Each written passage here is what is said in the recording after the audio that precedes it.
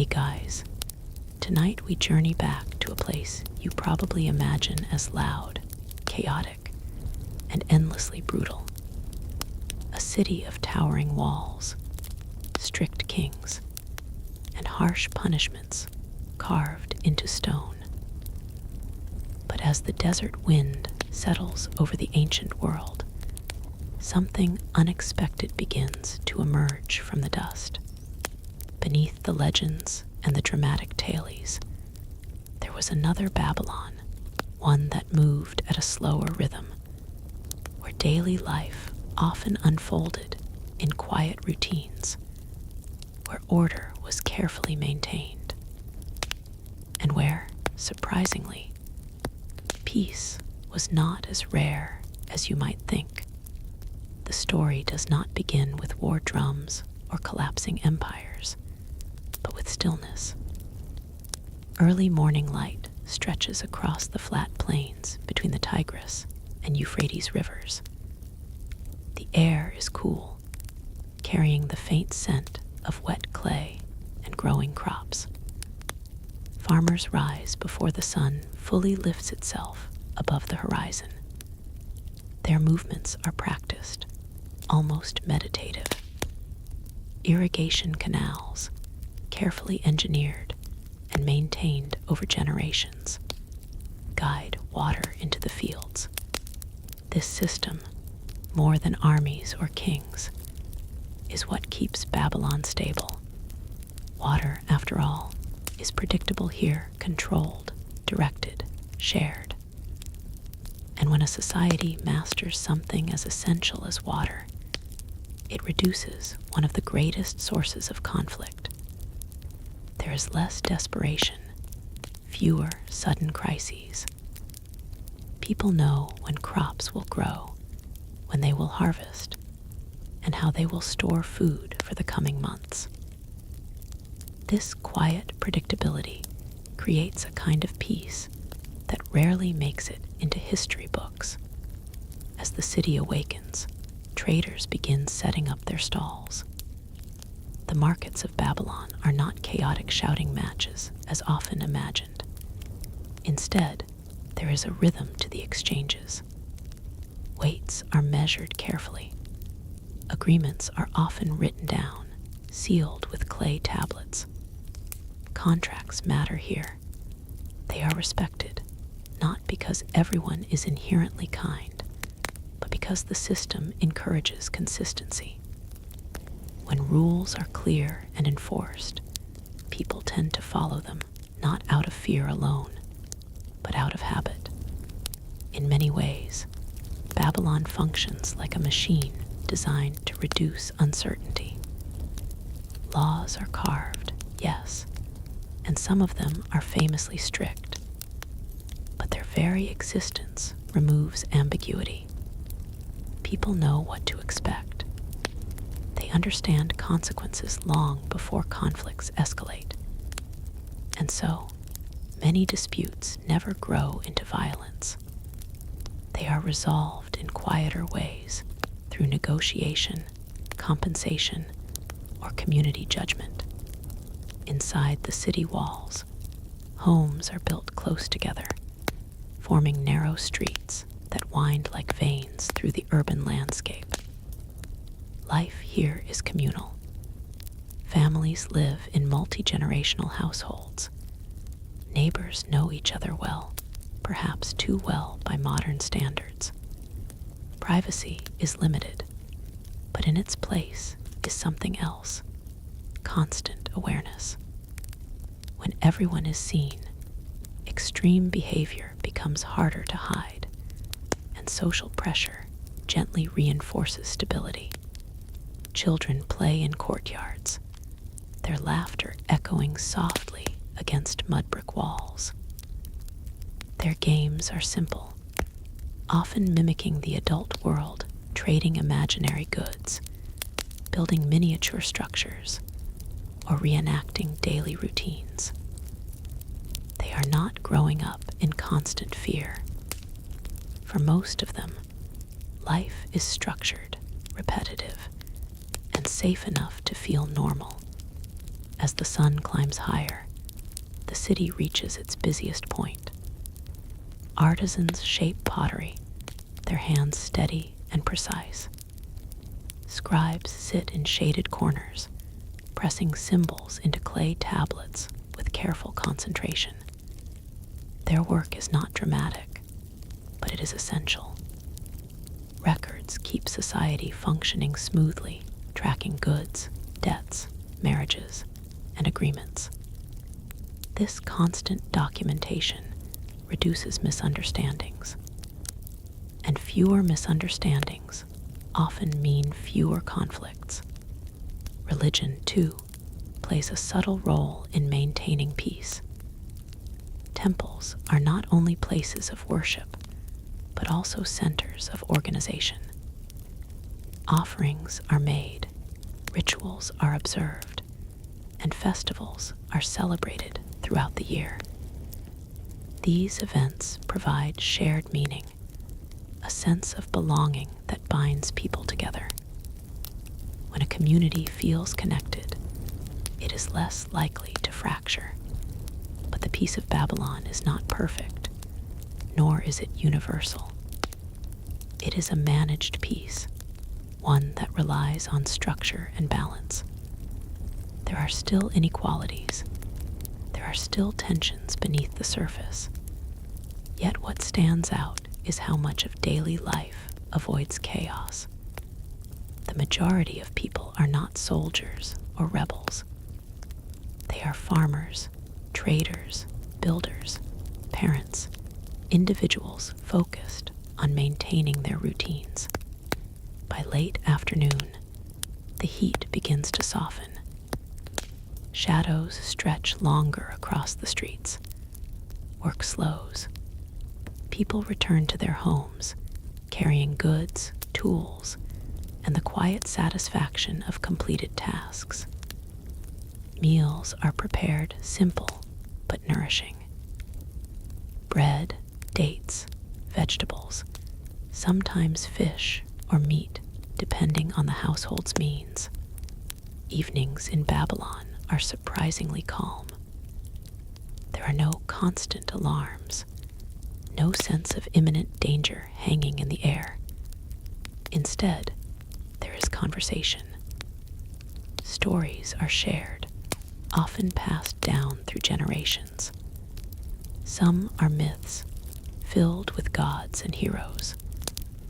Others are more personal memories of family, lessons learned, small triumphs. It is in these moments that the true nature of Babylon's peace becomes clear. It is not the absence of power or control, but the presence of continuity. Life follows patterns. Days resemble one another. And while that might sound monotonous, it is also deeply stabilizing. Night falls gradually. Oil lamps flicker to life, casting warm, uneven light across the interiors of homes. Outside, the city grows quieter. The gates are secured, not in panic, but as part of routine. Guards take their positions, not expecting constant attack, but ensuring readiness just in case. Above it all, the sky stretches wide and clear. Stars appear one by one in the vast darkness. For the people of Babylon, these stars are not just distant lights. They are part of a larger order, a cosmic structure that mirrors the one they try to maintain on Earth. And so the city rests. What makes this image of Babylon so different from what we often imagine is not that conflict never existed, but that it was not constant. Peace, in this context, is not dramatic. It does not announce itself. It exists quietly in the background, sustained by systems, habits, and shared understanding. As the night deepens, the sounds fade almost completely. There is no roaring chaos, no endless turmoil, just the soft hum of a civilization at rest. And as sleep takes hold across the city, something becomes clear. Babylon was not simply a place of harsh laws and powerful rulers. It was also a place where ordinary life could unfold with a surprising sense of calm. The desert wind continues its slow journey across the land, brushing against walls that have stood for generations. Tomorrow will look much like today. The same canals will carry water. The same markets will open. The same routines will repeat. And in that repetition, there is a quiet kind of peace, one that history often overlooks, but one that shaped the lives of countless people who called Babylon home. And as the first hints of dawn begin to gather once more on the horizon, the cycle prepares to begin again. The first hints of dawn return without urgency, spreading slowly across the flat horizon, as if time itself has decided there is no need to rush. The city does not awaken all at once. Instead, Babylon stirs in layers. A single door opens somewhere in the distance, then another. Soft footsteps echo faintly in narrow alleyways. A clay jar is lifted. A wooden latch slides into place, and the quiet rhythm of another day begins again, almost identical to the one before, yet never entirely the same. In one household near the inner wall, an older man rises before the others. His movements are careful, deliberate, shaped by years of repetition. He steps into the courtyard and pauses, listening. There is comfort in the predictability of the sounds around him, the distant murmur of water flowing through canals, the occasional call of a bird overhead, the low hum of life beginning to gather again. Nothing feels urgent. Nothing feels out of control. He begins his morning tasks without hesitation. A small fire is prepared. Bread dough is checked. Tools are gathered. These actions do not require thought anymore. They are part of him, woven into his memory like the stories he has carried since childhood. And in this familiarity, there is stability. Elsewhere, a young apprentice makes his way toward the workshop of his master. The streets are still mostly empty, and the air holds a coolness that will not last long.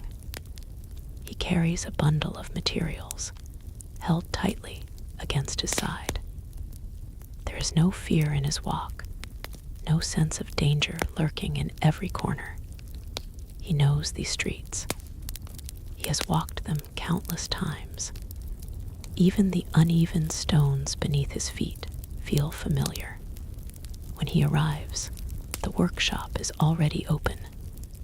His master is inside, arranging tools with quiet precision. There is no shouting, no chaos, just a shared understanding of what needs to be done. Work begins almost immediately, not because of pressure, but because routine naturally leads them there. As the sun rises higher, the city fills in gradually. Traders begin to appear once more, setting out goods that have been carefully prepared the day before. A woman arranges baskets of dates, ensuring each one is placed neatly. A man checks the balance of his scale, adjusting it slightly, until it rests perfectly even. These small actions may seem insignificant, but together they form the foundation of trust within the marketplace. Transactions here are rarely rushed. Buyers and sellers speak in measured tones.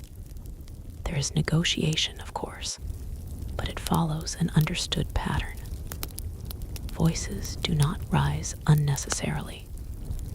Disputes, when they occur, are often settled through calm discussion or by calling upon someone respected in the community to mediate. This does not eliminate conflict entirely, but it keeps it contained, preventing it from spreading. Nearby, a scribe sits beneath a shaded awning, his stylus pressing carefully into soft clay. A line is recorded, then another. Each mark carries meaning, agreements, records, promises. These tablets are not just administrative tools, they are a form of reassurance. When something is written, it becomes stable, less likely to be forgotten or disputed. And in a society where memory alone can be fragile, this stability matters deeply. As the day unfolds, the canals continue their steady work. Water flows where it is needed, guided by channels that have been maintained with care. Occasionally, small groups gather to clear debris or reinforce a weakened edge. These moments are not dramatic acts of heroism. They are cooperative efforts, quiet and practical. Everyone understands that if the canals fail, everything else begins to unravel. And so, they do not wait for crisis. They act before it arrives. Children, now fully awake, return to their games. Their laughter drifts through the streets, weaving between the sounds of trade and labor. They chase one another, invent stories, mimic the adults they observe. One pretends to be a merchant, carefully weighing imaginary goods. Another plays the role of a builder, stacking small pieces of clay into uneven towers. Through play, they absorb the structure of their world without even realizing it. In the center of the city, the temple stands as both a spiritual and social anchor. People come and go throughout the day, offering small tokens, whispering prayers, or simply pausing in the shade. The presence of the temple is constant, but it is not overwhelming. It does not demand attention every moment. Instead, it exists as a steady point, something reliable in a world that, despite its order, still holds uncertainties. A woman enters quietly, carrying a small offering wrapped in cloth. She places it carefully among others, then lingers for a moment. There is no urgency in her gesture, no visible desperation, just a quiet act of participation in something larger than herself. When she leaves, she does so calmly, returning to the rhythm of her day. By midday, the heat begins to press down more heavily. Activity slows, not out of exhaustion alone, but as a natural response to the environment. People retreat into shaded areas, work pauses where it can, and meals are shared. These breaks are not interruptions, they are part of the structure. Without them, the balance would be lost. In one home, a family gathers around a simple meal. There is conversation, but it is unhurried. Topics shift from practical matters to small observations about the day. Someone mentions a minor disagreement in the market that was resolved quickly. Another shares news of a neighboring household preparing for a celebration. These exchanges reinforce connection, reminding each person that they are part of a network that extends beyond their own walls. As the afternoon stretches on, work resumes, but with a slower pace. The intensity of the morning has passed. Tasks are completed steadily, without rush. There is an understanding that not everything must be finished at once. Tomorrow will come, bringing another opportunity to continue. In the distance, a group of workers reinforces a section of the city wall. Their movements are coordinated, practiced. They speak occasionally, but much of their communication is silent gestures, shared timing, mutual awareness. The wall itself is a symbol of protection, but maintaining it is simply another routine. It does not suggest constant threat. It suggests preparedness. Gradually, as the sun begins its descent, the city transitions once more. Shadows lengthen, and the golden light softens the edges of buildings and streets. The marketplace begins to close. Goods are packed away, not in haste, but with care. Each item is accounted for, each tool returned to its place. The young apprentice from the morning walks home, his steps slower now. The bundle he carries is lighter, his tasks completed for the day. As he moves through the streets, he passes familiar faces. A nod here, a brief exchange there. These small acknowledgments build a quiet sense of belonging. When he reaches his home, the courtyard is already filled with the gentle activity of evening. A meal is being prepared. Someone is drawing water. Another is arranging a place to sit. He joins them without ceremony, slipping easily into the flow of shared life. As darkness approaches, the city once again settles into calm. Lamps are lit, casting warm light that flickers softly against the walls. Conversations rise and fall, never overwhelming the stillness that begins to take hold. What becomes increasingly clear as this cycle repeats is that Babylon's peace is not fragile in the way we might expect.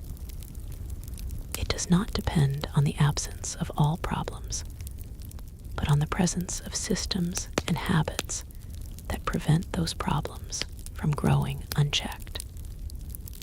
It is a peace built on consistency, on shared understanding, and on the quiet cooperation of thousands of individuals moving through their lives.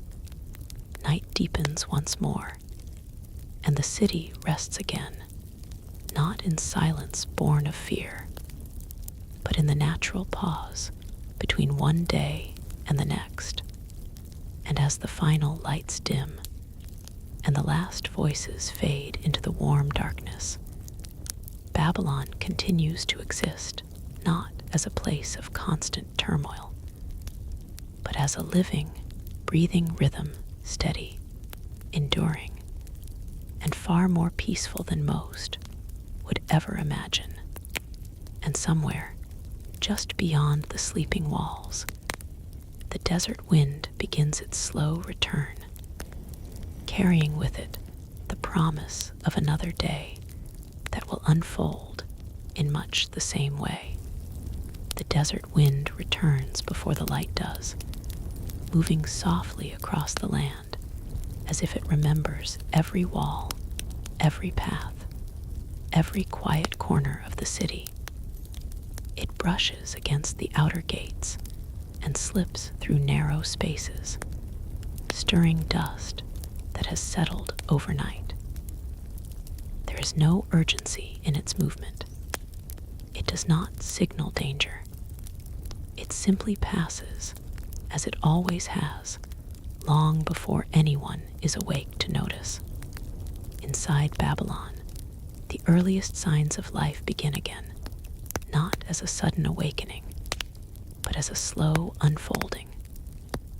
A faint glow touches the highest points of the city walls. Rooftops catch the first light, while the streets below remain wrapped in shadow. Somewhere, a pot is shifted. Somewhere else, footsteps cross a courtyard. These small sounds layer upon one another, gradually shaping the beginning of another day that feels both new and deeply familiar. In a modest home near one of the quieter streets, a woman rises and moves toward a storage jar set against the wall. She checks its contents with practiced care, measuring not only what is there, but how long it will last. This quiet act of awareness is part of a larger system that keeps the household, and by extension, the city stable. Resources are not left to chance. They are tracked, considered, and used with intention. She steps into the courtyard and looks up briefly. The sky is beginning to soften from darkness into pale blue. There is no dramatic shift, no sudden brightness, just a gradual change that mirrors the pace of life within the city. She begins her tasks without hesitation, preparing the morning meal, organizing what needs to be done, setting the tone for the hours ahead. Elsewhere, a group of workers gathers near one of the canals. They do not arrive all at once, but in small clusters. Each carries tools worn smooth from repeated use. There is little conversation at first. Instead, they move directly into their work, clearing small blockages, reinforcing edges, adjusting the flow of water with quiet precision. The canal does not roar or rush. It moves steadily, controlled, guided by hands that understand its behavior. This relationship between people and water is one of the foundations of Babylon's calm. When the flow is predictable, when it can be shaped and maintained, uncertainty is reduced. And when uncertainty is reduced, so too is the tension that often leads to conflict. As the sun rises further, the city continues to fill in. Doors open wider. Voices become more frequent, though never overwhelming. A man leads a small donkey through the street, its pace unhurried, its load balanced carefully. Another pauses to adjust a woven basket, ensuring nothing shifts as he walks. These movements are not rushed because they do not need to be. The structure of the day allows for steadiness. In the marketplace, preparations begin once more. But instead of immediate activity, there is a period of quiet arrangement. Goods are placed with care, often in the same positions as the day before. Familiarity plays a role here. Regular buyers know where to go. Regular sellers know what to expect. This reduces confusion, allowing interactions to flow smoothly. A merchant unrolls a piece of cloth, revealing carefully dyed fabric beneath. The colors are muted, but rich, deep reds, faded blues, soft browns. He runs his hand across the surface, smoothing it out, ensuring it lies flat. This attention to detail is not simply about presentation. It reflects a mindset that values order, consistency, and reliability. Nearby, two individuals begin a quiet negotiation. Their voices are calm, their gestures measured. There is disagreement, but it does not escalate. Each understands the boundaries within which the conversation takes place. They know when to push, when to yield, and when to conclude. Eventually, an agreement is reached, not perfect for either side, but acceptable to both. And that, more often than not, is enough. As the day progresses, the rhythm of Babylon becomes more pronounced. It is not fast, but it is steady. Tasks overlap without interfering with one another. A scribe records a transaction while, a short distance away, a potter shapes clay on a simple wheel. The turning motion is smooth, almost hypnotic. With each rotation, the form becomes more defined, rising slowly under careful hands. There is something deeply calming about this repetition. The potter does not rush the process, because rushing would lead to imperfection. Instead, he allows the material to respond naturally, guiding it rather than forcing it. This approach reflects a broader pattern within the city, one where control is balanced with patience. Children move through the streets in small groups, their energy contrasting with the measured pace of the adults. Yet, even their play follows certain patterns. They know where they are allowed to go, which areas are safe, which paths lead back home. Their freedom exists within boundaries, and those boundaries create a sense of security rather than restriction. In the distance, the temple rises above the surrounding structures, its presence steady and unchanging. Throughout the day, people continue to pass through its entrances.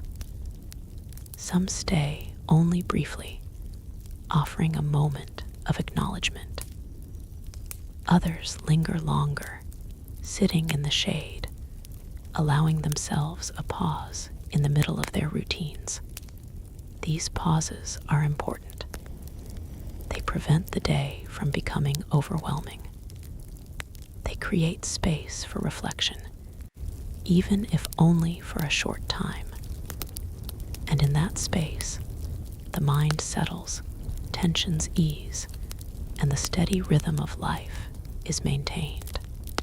By midday, the heat once again becomes a dominant force. The city responds by slowing. Movement becomes more deliberate. Conversations shorten. Work that can be postponed is set aside temporarily. This is not inefficiency, it is adaptation. By aligning their actions with the environment, the people of Babylon avoid unnecessary strain. In one shaded courtyard, a group gathers around a shared meal. The food is simple, but it is enough. There is no sense of urgency as they eat. Time stretches slightly, allowing for rest. Someone begins to tell a story, not a grand tale of heroes or battles, but a smaller narrative, something personal, something familiar. Others listen, occasionally adding their own thoughts. These moments strengthen connections in subtle ways. They remind each person that they are part of something larger, something stable. And this shared understanding contributes to the overall calm of the city. As the afternoon begins, activity resumes gradually. The transition is smooth, almost unnoticed. People return to their tasks, picking up where they left off. There is no rush to compensate for lost time because nothing has truly been lost. The rhythm simply continues. Near the outer edge of the city, a pair of guards stands watch. Their posture is alert, but not tense. They observe the landscape beyond the walls, scanning the horizon. There is little to see, just the vast openness of the land stretching outward. Their presence is not a response to immediate threat, but a precaution that has become routine. This quiet vigilance contributes to the sense of security within the walls. People go about their lives knowing that there are systems in place, even if those systems rarely need to be tested. As the sun begins to lower once again, the light softens, casting long shadows across the streets. The transition into evening mirrors the one from the previous day. Markets begin to close. Tools are cleaned and stored, and the pace of life slows once more. A soft breeze moves through the city, carrying with it the faint scent of baked clay and distant water. It weaves through open doorways and across rooftops, touching everything lightly. There is no disruption, only continuity. One by one, families gather again within their homes. Lamps are lit, their glow warm and steady. Conversations begin to rise, not loudly, but enough to fill the space with a sense of life. Stories are shared, observations made, small details of the day exchanged. And as darkness gradually settles over Babylon, the city once again finds its balance between activity and rest. What becomes even clearer now is that this peace is not accidental. It is the result of countless small actions, measured steps, thoughtful decisions, repeated routines. Each individual contributes in ways that may seem minor on their own, but together they create something enduring. The night deepens, and the sounds of the city fade into a quiet hum. There is no sense of chaos waiting to erupt, no constant tension beneath the surface. Instead, there is a steady continuation, a cycle that moves forward without breaking. And as sleep begins to take hold once more, Babylon remains what it has quietly been all along, not a place defined solely by power or fear, but a place shaped by rhythm, balance, and an unexpected sense of calm. And beyond the walls, under the vast and silent sky, the desert wind continues its patient journey, ready to return again with the coming dawn. The desert wind lingers a little longer this time, moving across the outer fields before slipping quietly along the city walls. It does not disturb anything in a meaningful way. It simply passes, brushing over the same surfaces it has touched for generations, as if tracing the memory of the land itself. Inside Babylon, the night is beginning to thin, though darkness still holds its place in the narrow streets and shaded courtyards. For a brief moment, the city exists in a delicate balance between rest and motion. A few are already awake, while most remain wrapped in sleep. In one corner of the city, A baker has begun his work early, long before the market stirs.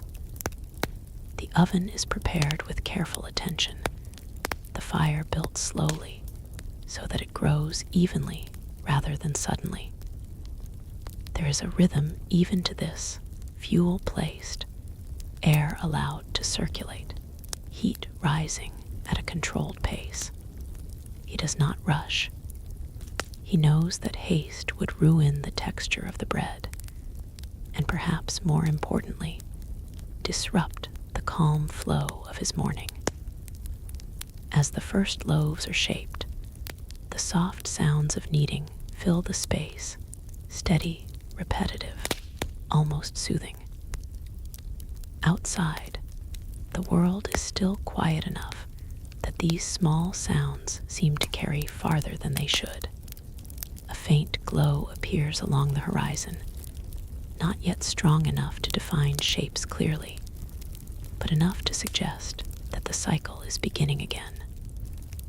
The rooftops catch this light first, their edges outlined in pale gold, while the streets remain cool and dim below. A door opens somewhere, followed by another. A figure crosses a courtyard, then disappears into shadow. These movements are subtle, unremarkable, yet essential. As more people begin to rise, the city slowly gathers itself. There is no single moment when Babylon becomes fully awake. Instead, it builds gradually, layer by layer, until the quiet of night transforms into the gentle activity of day.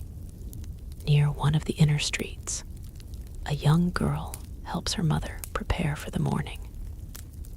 She carries small items from one place to another, mimicking movements she has seen countless times. Her actions are not perfect, but they are guided. There is patience in the way she is taught, no sharp corrections, no urgency. The process itself matters as much as the result.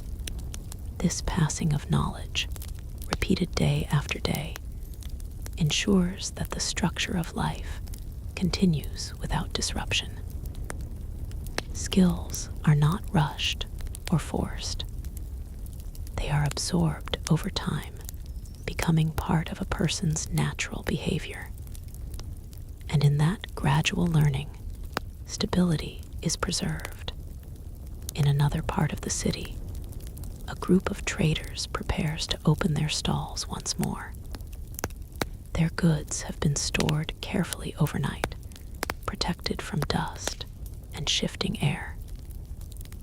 One by one, coverings are removed, revealing items that are both familiar and carefully maintained. There is a quiet satisfaction in seeing everything as it should be, nothing misplaced, nothing damaged. A man adjusts a set of weights, testing their balance with practiced precision. He does not need to check them often, but he does so anyway.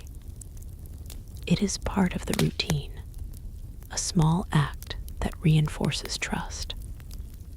When customers arrive, they will not question the fairness of the scale, because it has been proven reliable again and again. As the light strengthens, the streets begin to fill more noticeably. The sounds of footsteps, low conversations, and distant movement blend together into a steady background hum. It is not overwhelming. It does not demand attention. Instead, it supports the flow of the day, like a constant rhythm that guides everything forward. The canals continue their quiet work, as they always do. Water moves steadily through the channels, reflecting the growing light in soft, shifting patterns. A few workers pause along the edges, inspecting the flow, making minor adjustments where needed. Their actions are precise but unhurried. There is no crisis to resolve, only maintenance to perform. This kind of attention, focused, consistent, preventative, is one of the reasons Babylon avoids the kind of chaos often associated with ancient cities. Problems are addressed while they are still small. Nothing is left to grow unchecked. And because of that, disruption remains rare. As the morning advances, the marketplace becomes more active. People arrive not in a rush, but in a steady stream. Familiar faces greet one another with brief acknowledgments, a nod, a few words, a shared glance. These small interactions reinforce a sense of community that extends beyond individual households. A woman selects a piece of cloth, running her fingers across its surface to feel its texture. The merchant watches quietly, allowing her time to decide. There is no pressure, no attempt to force a quick sale. He understands that patience often leads to better outcomes. Eventually, they begin to speak, their conversation measured and calm. Nearby, a scribe records another agreement, his stylus pressing into clay with careful consistency. Each line is deliberate, each symbol placed with attention.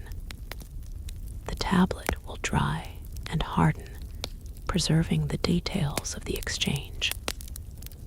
In this way, memory becomes something physical, something stable. The presence of these records reduces the need for confrontation. When agreements are clear and documented, there is less room for misunderstanding. And when misunderstandings are minimized, the potential for conflict decreases. By mid-morning, the city has fully settled into its daily rhythm. Work continues across all areas, fields, workshops, homes, and markets, each activity flowing alongside the others without interference. There is a sense of balance that is difficult to describe, but easy to feel. Even when small tensions arise, and they are contained quickly. A disagreement over price, a misunderstanding about timing, a minor disruption in routine. These moments do not escalate because the structure surrounding them holds firm. There are expectations, processes, and shared understandings that guide resolution. As the sun climbs higher, the light becomes stronger, casting sharper shadows across the ground. The warmth begins to build, but it is not yet overwhelming. People continue their work, adjusting their pace naturally as the environment shifts. In one shaded area, a craftsman carefully carves a small object from wood. His movements are slow and precise, each cut considered before it is made. There is no wasted motion, no unnecessary force. The process itself is as important as the finished piece. This attention to detail reflects a broader mindset within Babylon, a preference for careful action over rushed decisions. And in that preference, there is a kind of quiet wisdom that supports the overall calm of the city. As midday approaches, the pace will slow again, just as it did before. The cycle will repeat, not out of monotony, but out of necessity. Each phase of the day serves a purpose, contributing to the stability of the whole. And as this pattern continues, it becomes increasingly clear that Babylon's peace is not something fragile or temporary. It is built into the very structure of daily life, into the way people move, work, interact, and rest. The city does not need constant force to maintain order. It relies instead on consistency, on shared habits, and on a deep understanding of how each part connects to the others. As the light continues to spread across the sky, and the sounds of the city settle into their familiar rhythm, Babylon carries on not as a place of constant tension, but as a carefully balanced system where peace, though quiet, is always present.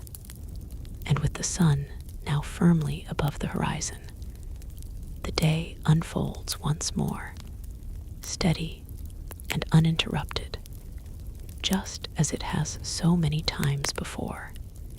The sun now stands fully above the horizon, its light no longer tentative, but steady and clear, spreading evenly across the city.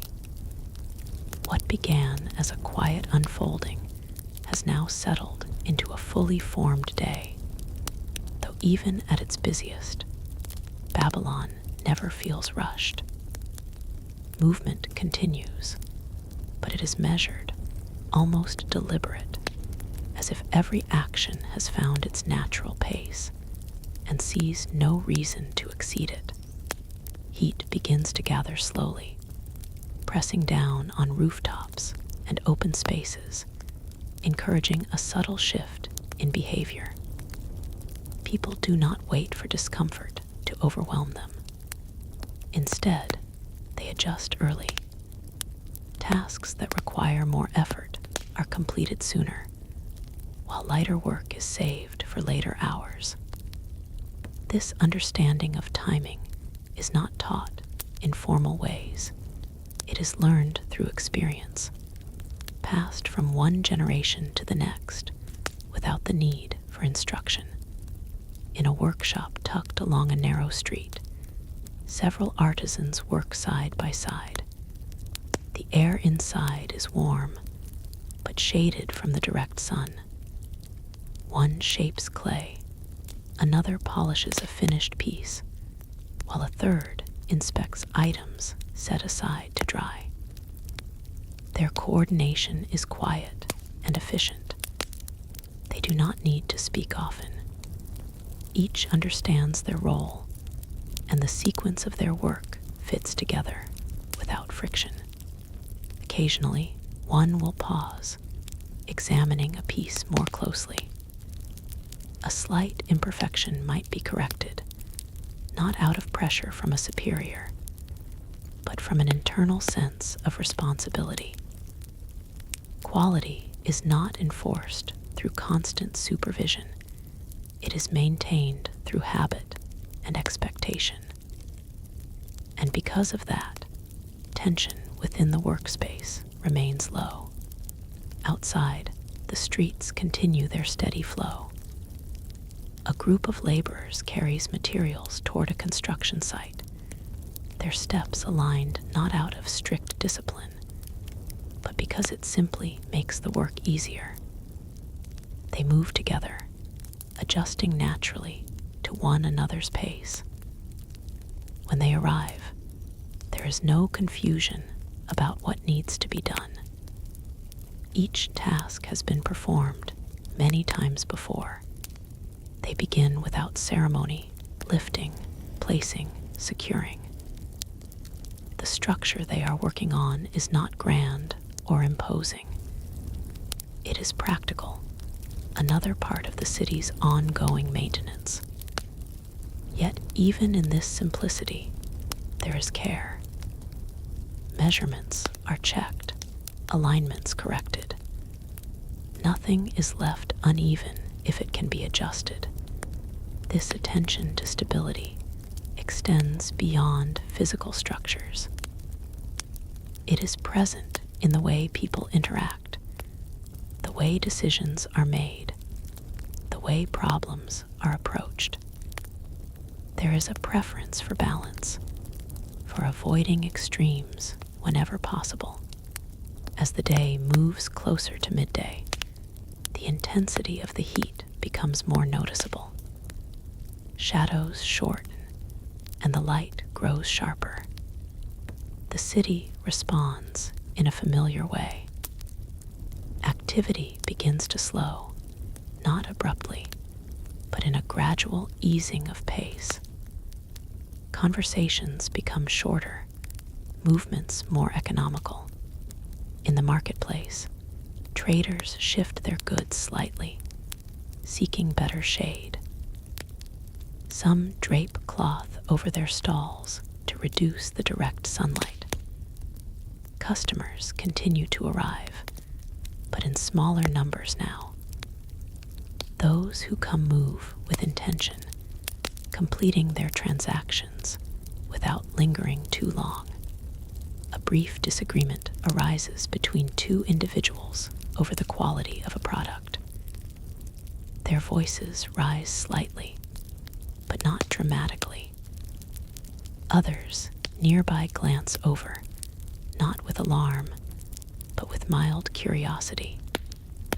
This kind of moment is not unusual, but it is rarely allowed to escalate.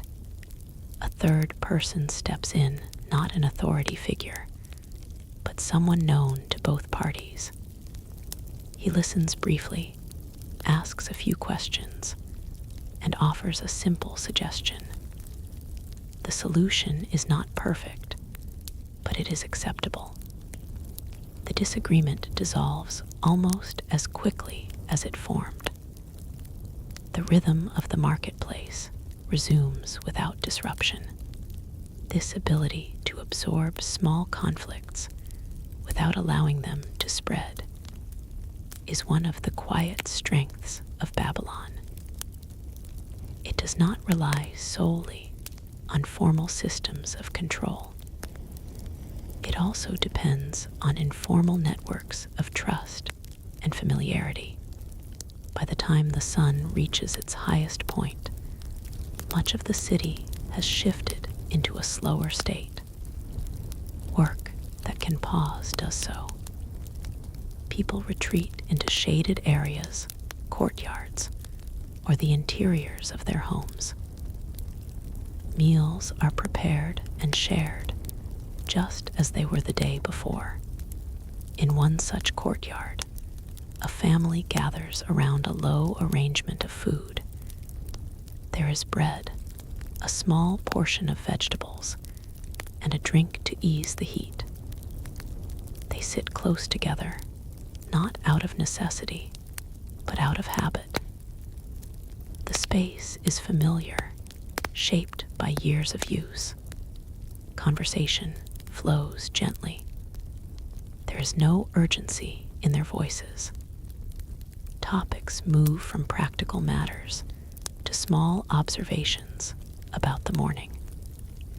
Someone mentions the brief disagreement in the market, noting how quickly it was resolved.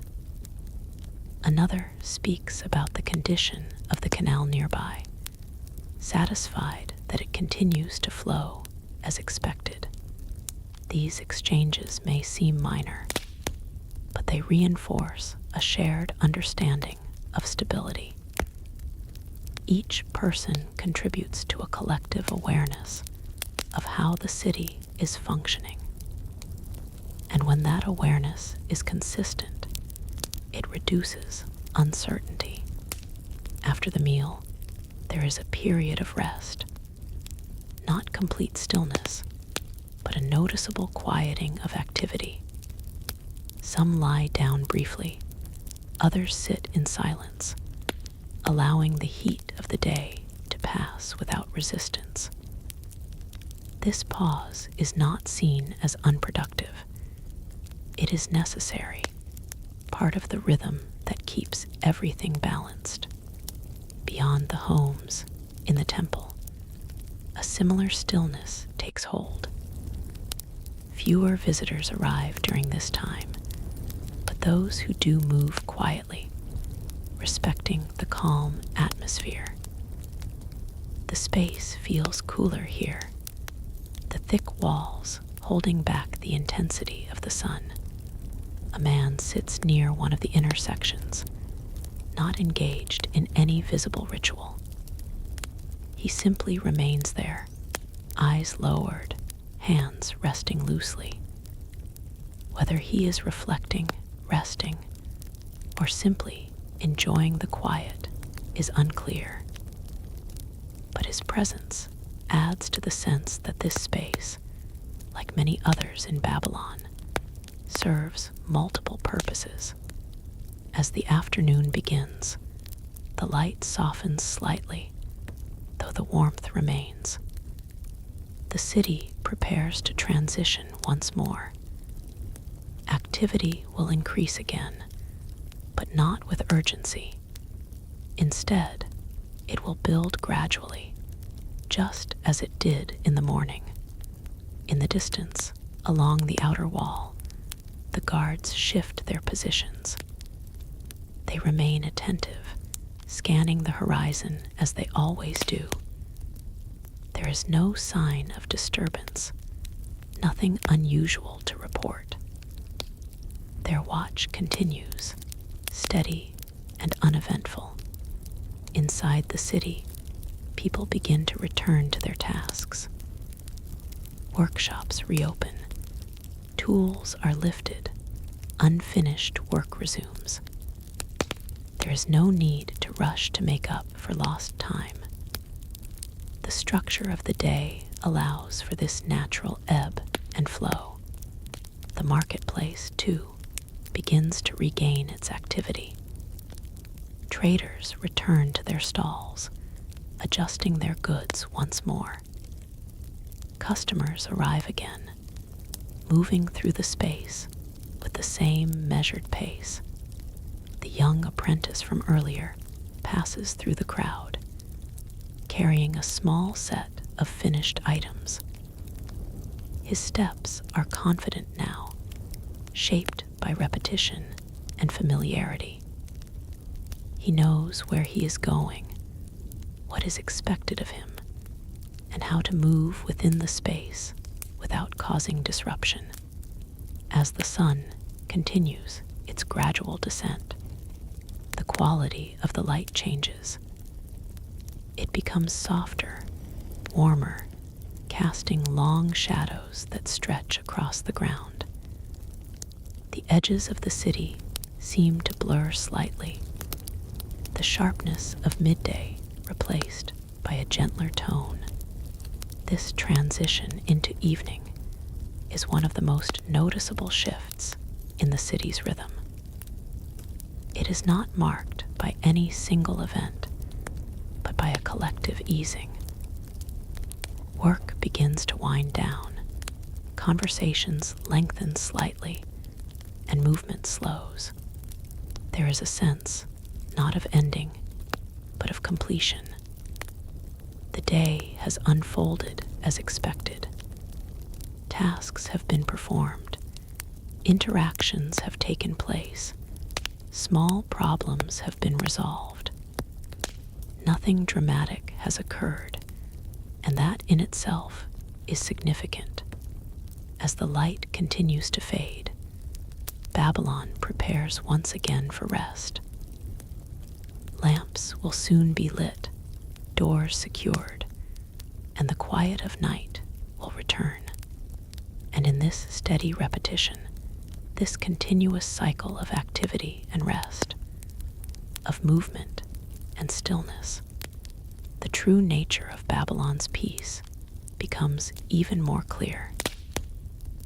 It is not defined by grand moments or the absence of all conflict, but by the consistent ability to maintain balance. The city does not need to prove its stability each day. It simply lives it, And as the shadows grow longer and the warmth of the sun begins to fade, Babylon moves gently toward evening once more, carrying with it the same quiet calm that has defined it from the very beginning. The warmth of the day begins to loosen its hold as the sun lowers, stretching light across the city in long, golden lines. Shadows drift slowly over walls and across the narrow streets, softening the sharpness that defined the hours before. Babylon does not change suddenly at this time. It eases into evening, just as it has eased into every other part of the day. The marketplace, once filled with steady movement, now begins its quiet transformation. Traders do not pack up all at once. Instead, one stall closes, then another, each in its own time.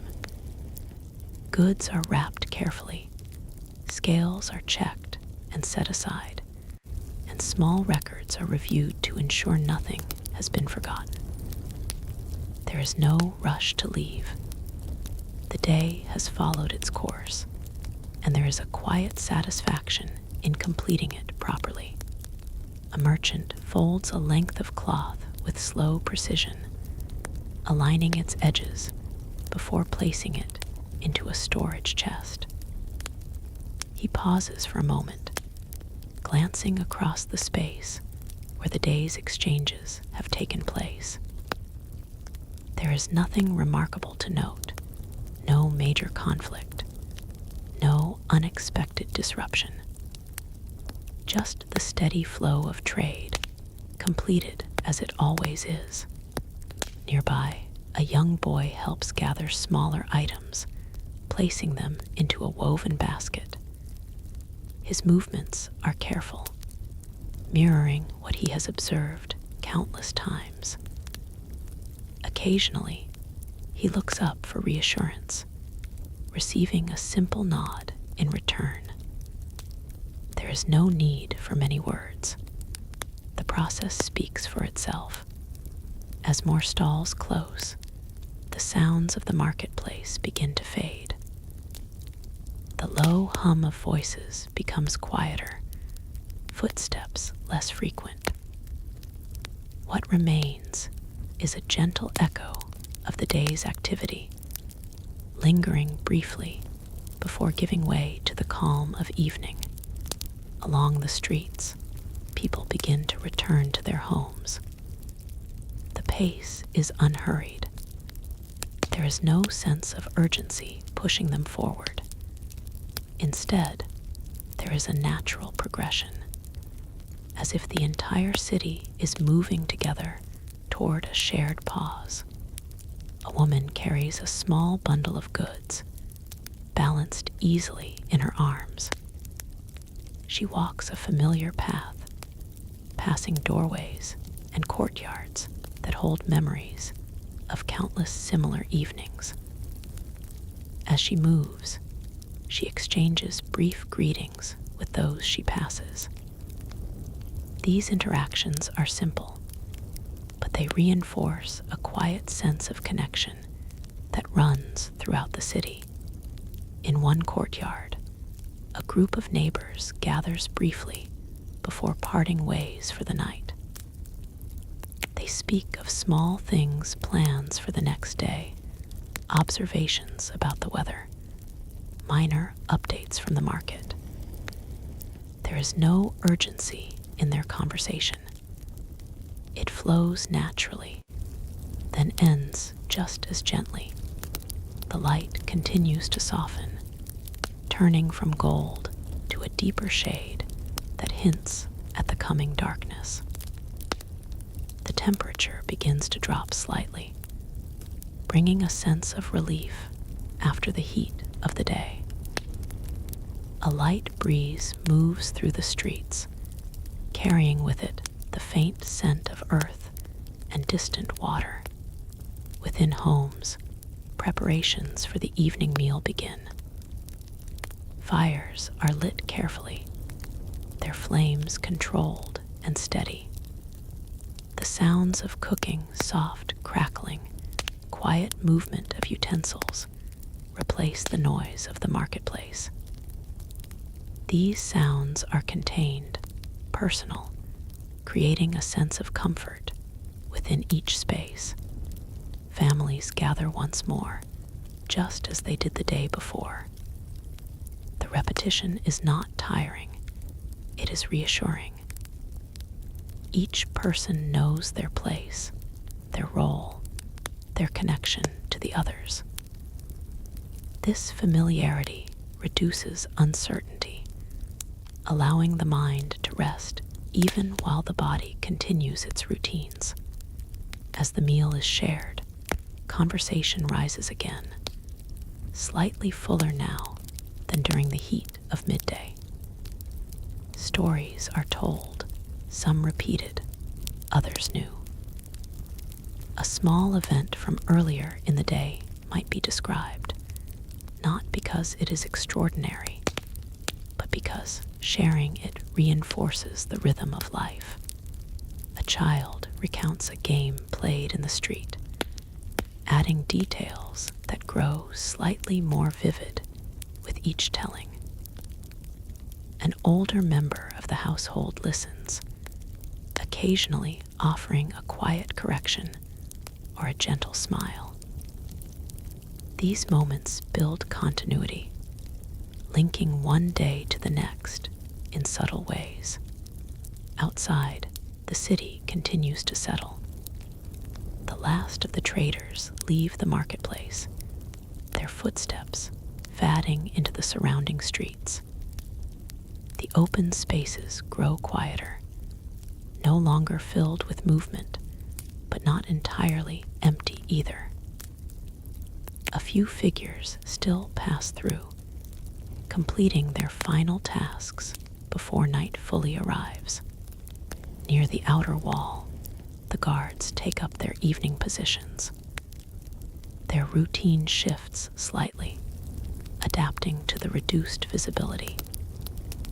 Torches are prepared, but not overused. The darkness is not seen as an immediate threat. It is simply another phase to be managed with care. They scan the horizon, just as they did during the day. The landscape beyond the walls remains still, vast, and open. There is no sign of movement that would disrupt the calm.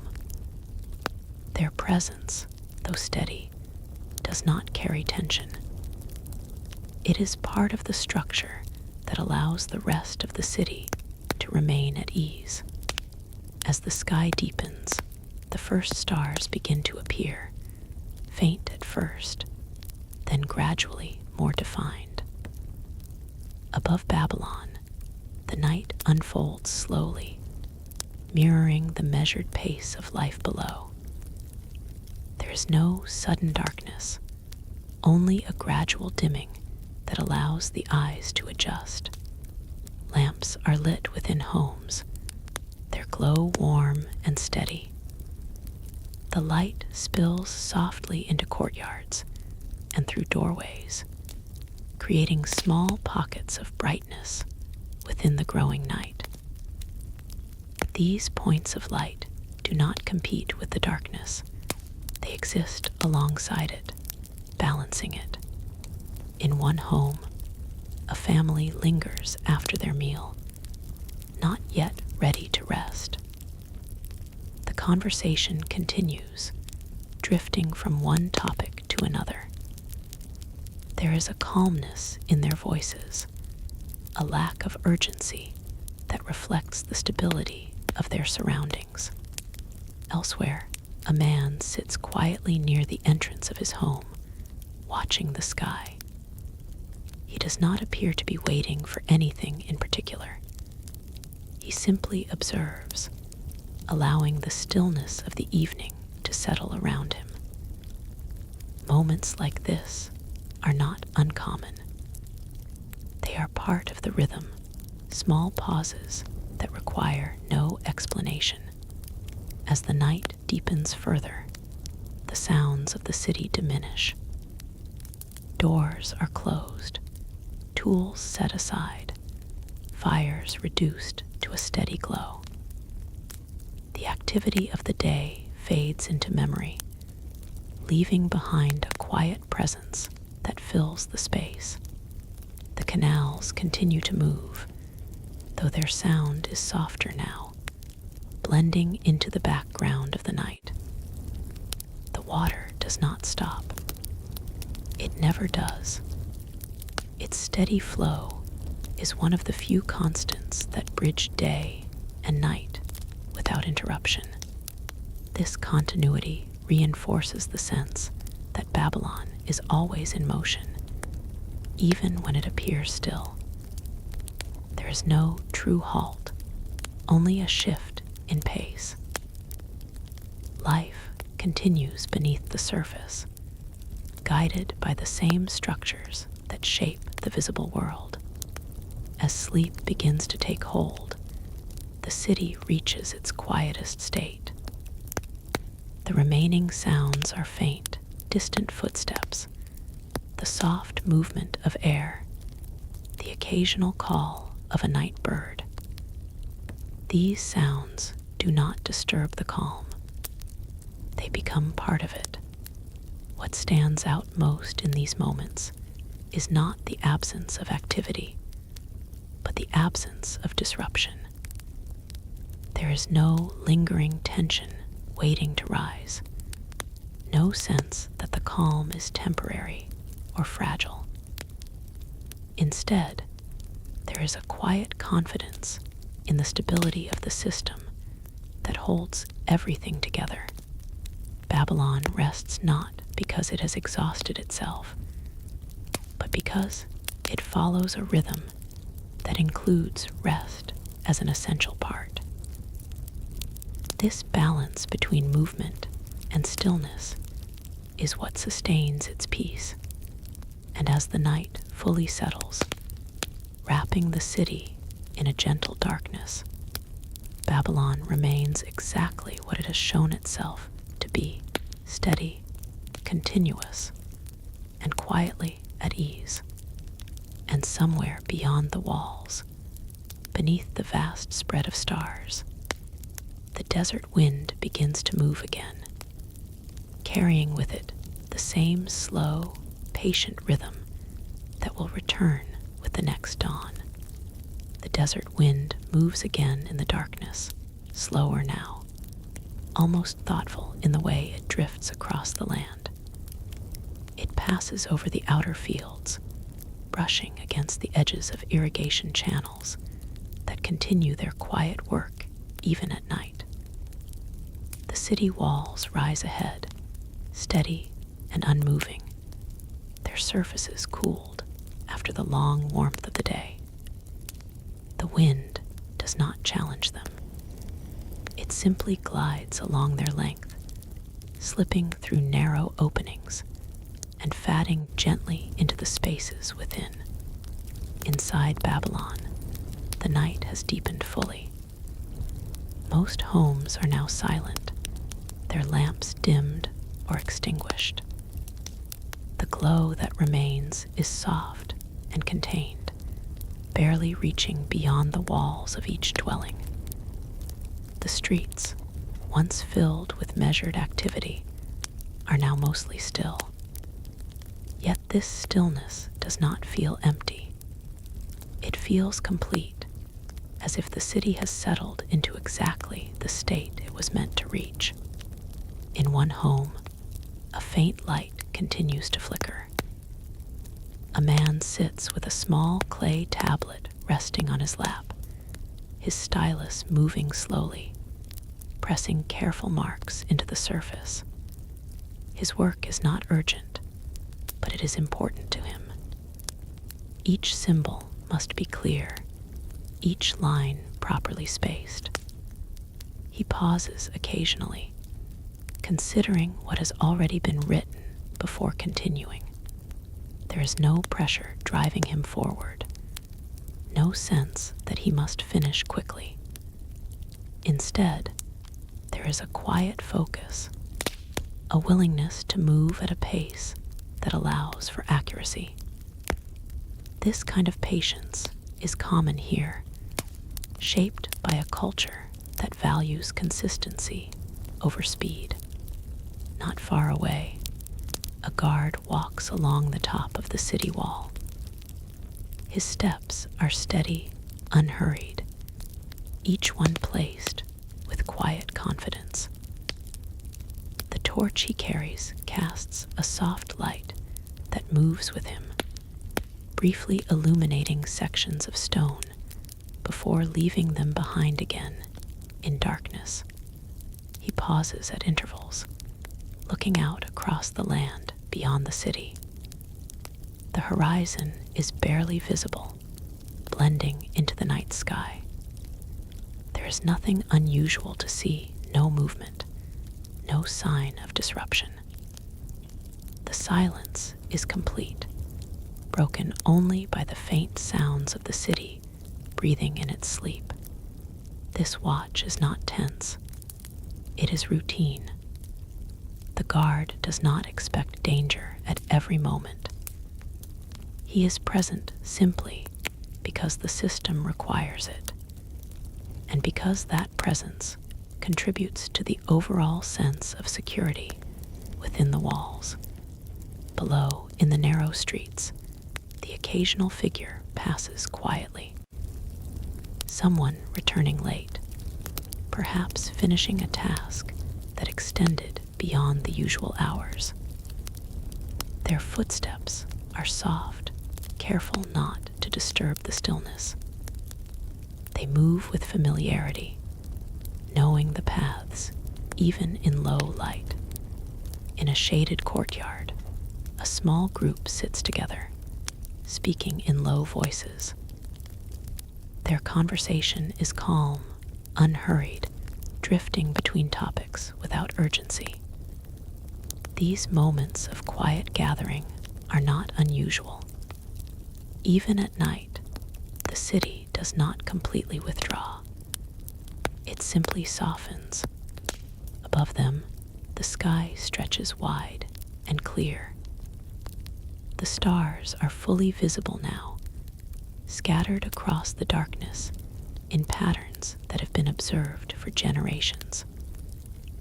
For many in Babylon, these patterns are more than distant lights. They represent order on a larger scale, a reflection of the structure that exists within the city itself. The connection between the heavens and daily life is not always spoken, but it is felt. There is a sense that the same balance seen above is mirrored below, in the steady flow of routines, in the careful maintenance of systems, in the quiet cooperation between individuals. As the night continues, the sounds of even these small activities begin to fade. The man with the clay tablet finishes his work, setting the stylus aside. He studies the surface briefly, ensuring everything is as it should be, then places it carefully in a safe spot to dry. The light in his home dims soon after. The guard on the wall continues his slow circuit, passing from one section to another. His movements are predictable, repeating patterns that have been followed countless times before.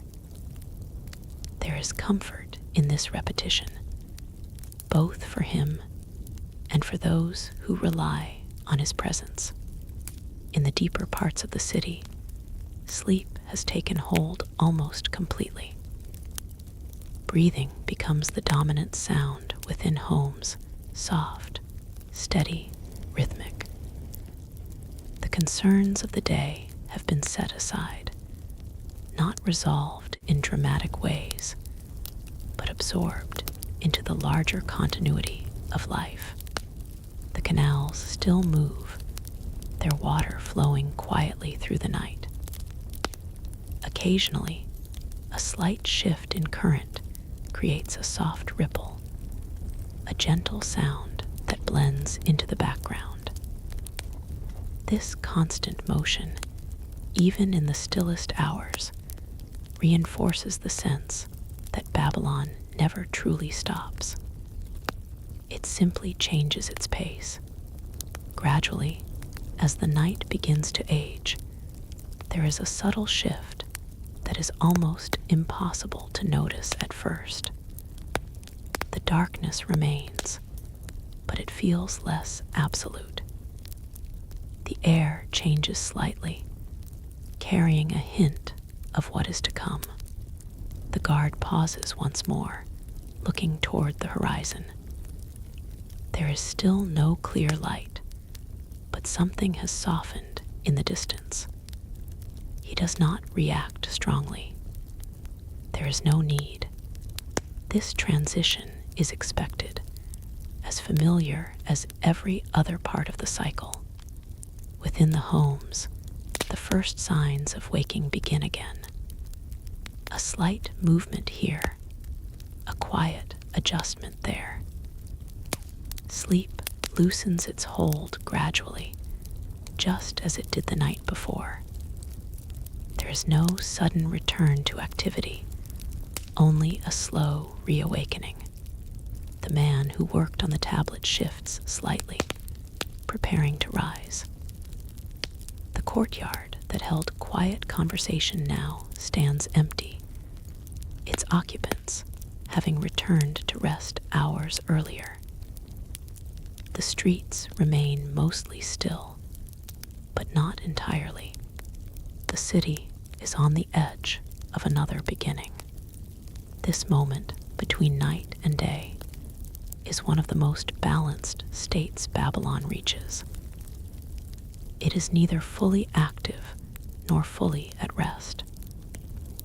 It exists in transition, held together by the same structures that guide every other phase. And once again, it becomes clear that this balance is not accidental. It is maintained through countless small actions, repeated over time, reinforced by habit and shared understanding. There is no single force holding Babylon together. It is the accumulation of many individual choices, collective routines, systems built and maintained over generations. Each part supports the others, creating a stability that does not rely on constant intervention. As the first faint light begins to return, barely touching the edges of the city, the cycle prepares to continue. The wind slows, as if yielding to the coming day. The guard completes another step in his watch. A door opens somewhere in the distance, and Babylon, steady and unbroken, begins again. And as the darkness gently gives way, the city moves once more into the quiet rhythm that has defined it for so long, carrying forward the same calm, the same balance, and the same enduring peace into another day. The first light of dawn returns so gradually that it almost feels imagined at first. A faint lifting of darkness rather than a clear arrival of day. The horizon softens, and the outlines of Babylon begin to reappear: walls, rooftops, narrow streets, each shape emerging quietly, as if the city itself prefers not to be startled awake. The air is cooler now, holding a brief moment of calm before the warmth of the sun begins to gather again. This early hour carries a sense of clarity, a pause where everything feels balanced between what has passed and what is about to begin. And within that balance, Babylon prepares itself once more. A single door opens near the edge of a quiet street. The sound is soft, barely echoing. A figure steps out, pausing for a moment as if to listen. There is comfort in what they hear, or rather, in what they do not hear. No sudden disturbances, no signs of unrest, just the familiar stillness that always comes before the city fully wakes. Soon after, another door opens, then another. Movement spreads slowly, not in waves, but in scattered points across the city. Each household begins its own morning at its own pace, yet together they create a unified rhythm that builds gently over time. In one courtyard, a man lifts a water jar, testing its weight before carrying it toward a basin. The movement is smooth, practiced. He does not rush, because there is no need. The structure of the day allows for steadiness. Tasks have their place, their time, and their purpose. Nearby, a young child watches closely, absorbing each motion without being instructed. Learning here is quiet, observational. Skills are passed not through constant explanation, but through repetition and presence. Over time, these small observations become habits, and those habits become the foundation of daily life. As the light strengthens, the rooftops begin to glow faintly. The city walls catch the sun first, their surfaces warming gradually. From a distance, Babylon appears calm, almost motionless. But within, activity is already forming, each part connecting to the next. At the canals, the first workers arrive. They move along the edges, checking the flow of water, adjusting small sections where needed. Their actions are precise, almost instinctive. The canals have been maintained for generations, and their behavior is well understood. Water moves steadily through the channels, reflecting the growing light in soft patterns. It does not rush, and neither do the people who guide it. This controlled movement reduces unpredictability, and with it, the potential for disruption. The stability of the water supports the stability of everything else. In the marketplace, the early stages of preparation begin once more. Traders arrive with goods carefully stored from the previous day. They unpack slowly, placing each item with intention. There is no need to reinvent the arrangement.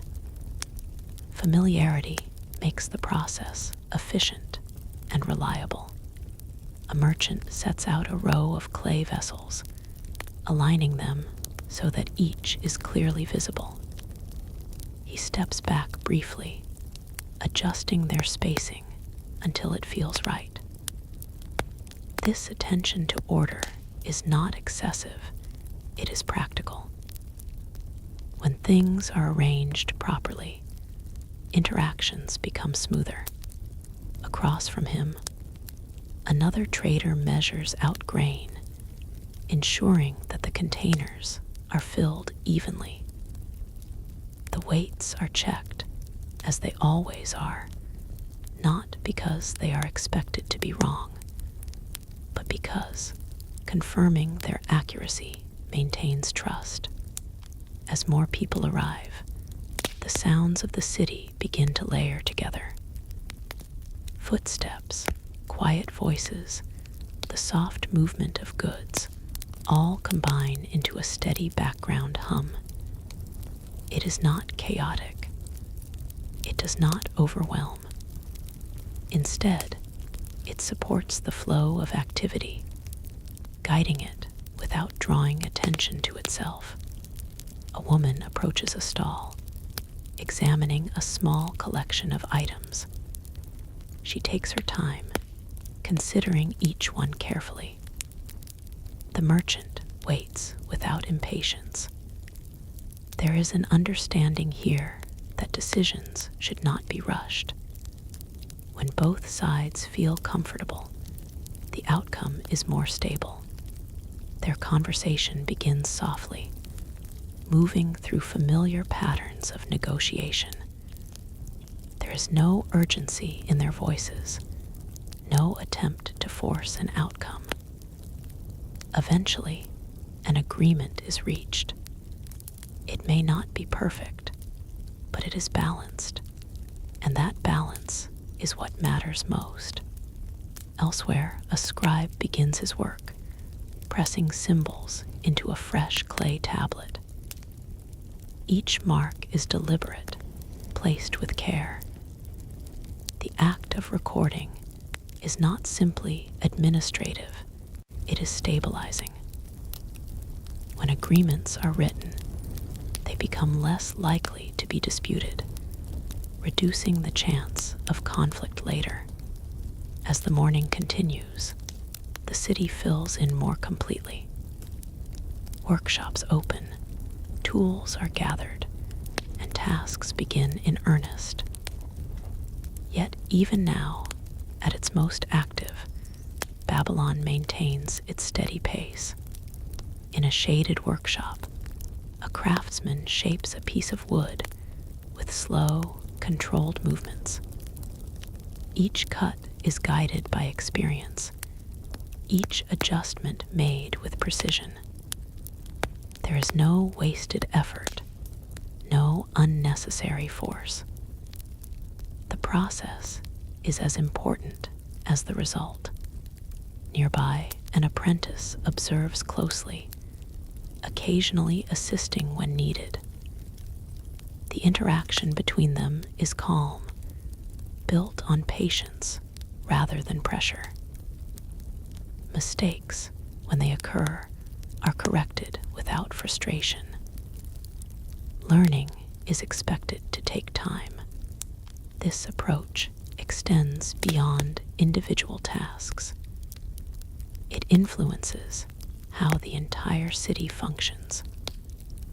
When people are not forced to rush, when they are allowed to move within a stable structure, the likelihood of error, and therefore conflict, is reduced. As the sun climbs higher, the light grows stronger, casting clearer shadows across the streets. The warmth begins to build, signaling the approach of midday. The city responds gradually, as it always does. Movement slows slightly. Conversations become shorter. Tasks that require more effort are completed before the heat becomes too intense. This shift is not coordinated by any single authority. It happens naturally, guided by shared understanding. In one part of the city, a small group gathers near a shaded area, preparing for the midday pause. They speak quietly, exchanging observations about the morning. One mentions the steady flow of the canal. Another notes the ease of trade that day. These conversations reinforce a collective awareness of stability. When people recognize that things are functioning as expected, it reduces uncertainty. And when uncertainty is low, there is less reason for tension to develop. The temple, too, begins to receive visitors once more. Some come briefly, offering a small gesture before returning to their routines. Others remain longer, sitting in the shade, allowing themselves a moment of stillness. The presence of the temple adds another layer of continuity to the city. It stands unchanged, a constant point around which everything else moves. This sense of permanence contributes to the overall calm, reminding people that not everything is subject to sudden change. As midday approaches, the rhythm of the city prepares to shift again. The intensity of the sun will soon encourage a pause, just as it has every day before. This pattern is expected, accepted, and built into the structure of life. And once again, Babylon moves forward, not with urgency, not with chaos, but with a steady, measured flow that carries each moment into the next. There is no dramatic turning point, no sudden transformation, just continuity. And in that continuity, the quiet peace of Babylon endures. And as the light continues to strengthen, guiding the city gently toward the familiar pause of midday, the rhythm remains unbroken, carrying forward the same calm that has defined it from the beginning. The sun reaches its highest point once again, settling over Babylon with a steady, unyielding light. The shadows beneath walls and awnings shrink to their smallest shapes, and the air begins to hold a heavier stillness. This is the moment the city knows well, the quiet turning point where activity softens and the rhythm bends gently toward rest. There is no signal that announces this change. No horn, no command, no sudden halt. Instead, the shift happens naturally, almost invisibly. A trader completes one final exchange and decides not to begin another. A craftsman sets down his tools, not because the work is finished, but because it can wait. A group of workers near the canal pauses, glancing at the light, understanding without words that it is time to slow. This shared awareness is one of Babylon's quiet strengths. People do not need to be told when to pause. They feel it together, guided by the environment and reinforced by habit. And because of this, the city transitions smoothly, without friction. In the marketplace, the once steady hum lowers to a softer tone. Some stalls remain open, but their activity is reduced. Cloth is draped to create more shade. Goods are covered lightly to protect them from the sun. Those who remain move more slowly, conserving energy, speaking in shorter phrases. A merchant leans back slightly, resting his hands on the edge of his stall. His eyes move across the space, not searching for customers, but observing the gradual quieting. He does not appear concerned. This is expected. The rhythm of trade includes this pause, just as it includes the busy hours of the morning. Nearby, a young boy sits beside a stack of baskets, his earlier energy now softened by the heat. He watches as fewer people pass, his attention drifting between the movement in the street and the stillness of the air around him. There is no restlessness in his posture, only a quiet acceptance of the slower pace. In homes throughout the city, preparations for the midday meal begin. Fires are adjusted carefully, kept low to avoid adding unnecessary heat. Ingredients are handled with efficiency, movements practiced and familiar. There is no rush, but there is purpose. In one courtyard, a family gathers as the meal is laid out. The space is shaded, offering relief from the brightness beyond. They sit close, not crowded, but comfortably arranged within the boundaries of the familiar environment. The conversation is softer now, shaped by the calm of the moment. Voices do not need to carry far. There is no competing noise, no urgency pressing the words forward. Topics move gently, observations about the morning, small plans for later, quiet acknowledgments of what has already been done. Someone mentions the ease of trade that day, how agreements came without difficulty. Another notes the steady condition of the canal, how the water flowed without interruption. These are not remarkable events, yet they are meaningful. They reflect a day unfolding as expected, without disruption. After the meal, the city settles into its deepest pause.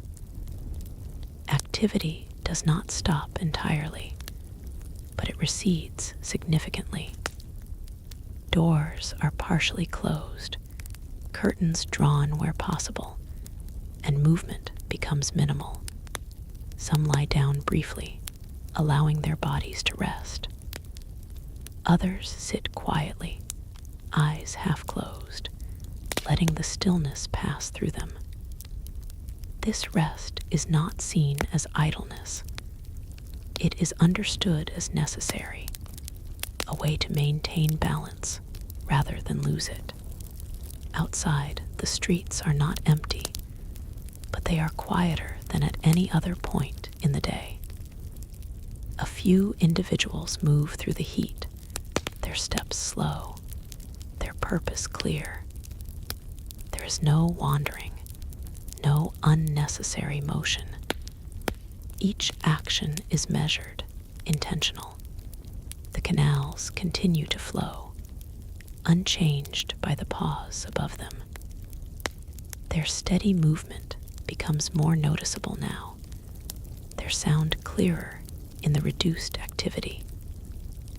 Water moves along its path, guided by structures that require little adjustment at this hour. In the temple, the atmosphere deepens into stillness. The thick walls hold back much of the heat, creating a cooler space where a few individuals sit in silence. There are no elaborate rituals at this moment, no large gatherings, just quiet presence. A man rests near one of the intersections, his posture relaxed but attentive. He is not asleep, nor is he actively engaged in any visible action. He simply remains there, existing within the calm. Moments like this are subtle, but they contribute to the overall balance of the city. As time passes, the intensity of the heat begins to shift, though only slightly at first.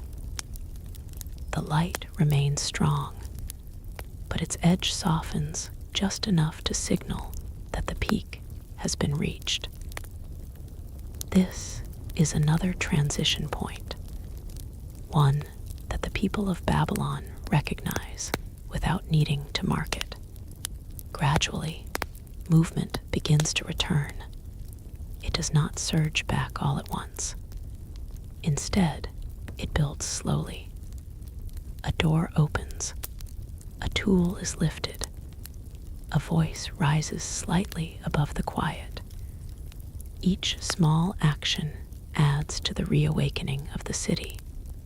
In the marketplace, traders begin to adjust their stalls once more. Cloth coverings are pulled back slightly. goods are rearranged, checked, and prepared for the afternoon flow. The energy is different now, not as fresh as the morning, but steady, grounded. A customer approaches, moving with the same measured pace as before. The exchange that follows is calm, familiar. There is no sense of interruption, only continuation. Workshops reopen as well. Artisans return to their tasks, picking up where they left off. There is no rush to recover lost time because nothing has truly been lost. The pause was part of the process, not a break from it. In one workshop, the craftsman resumes his carving, his hands steady as before. The apprentice returns to his place, observing, assisting, learning. Their interaction continues seamlessly, as if the pause had simply been another step in the work itself. Along the outer wall, the guards shift their positions slightly, adjusting to the changing light. The horizon remains calm, unchanged. Their presence continues to provide quiet assurance, even though there is nothing immediate to respond to. As the afternoon progresses, the light softens further, and the air becomes more bearable. Movement increases, conversations lengthen, and the city regains its steady flow. Children return to the streets, their energy rising once more. Their laughter carries lightly through the air, blending with the sounds of work and trade. They move within familiar boundaries, their freedom shaped by the structure around them. In homes, preparations begin for the evening ahead, though slowly, without urgency. The day is not yet finished, but it is moving toward its conclusion.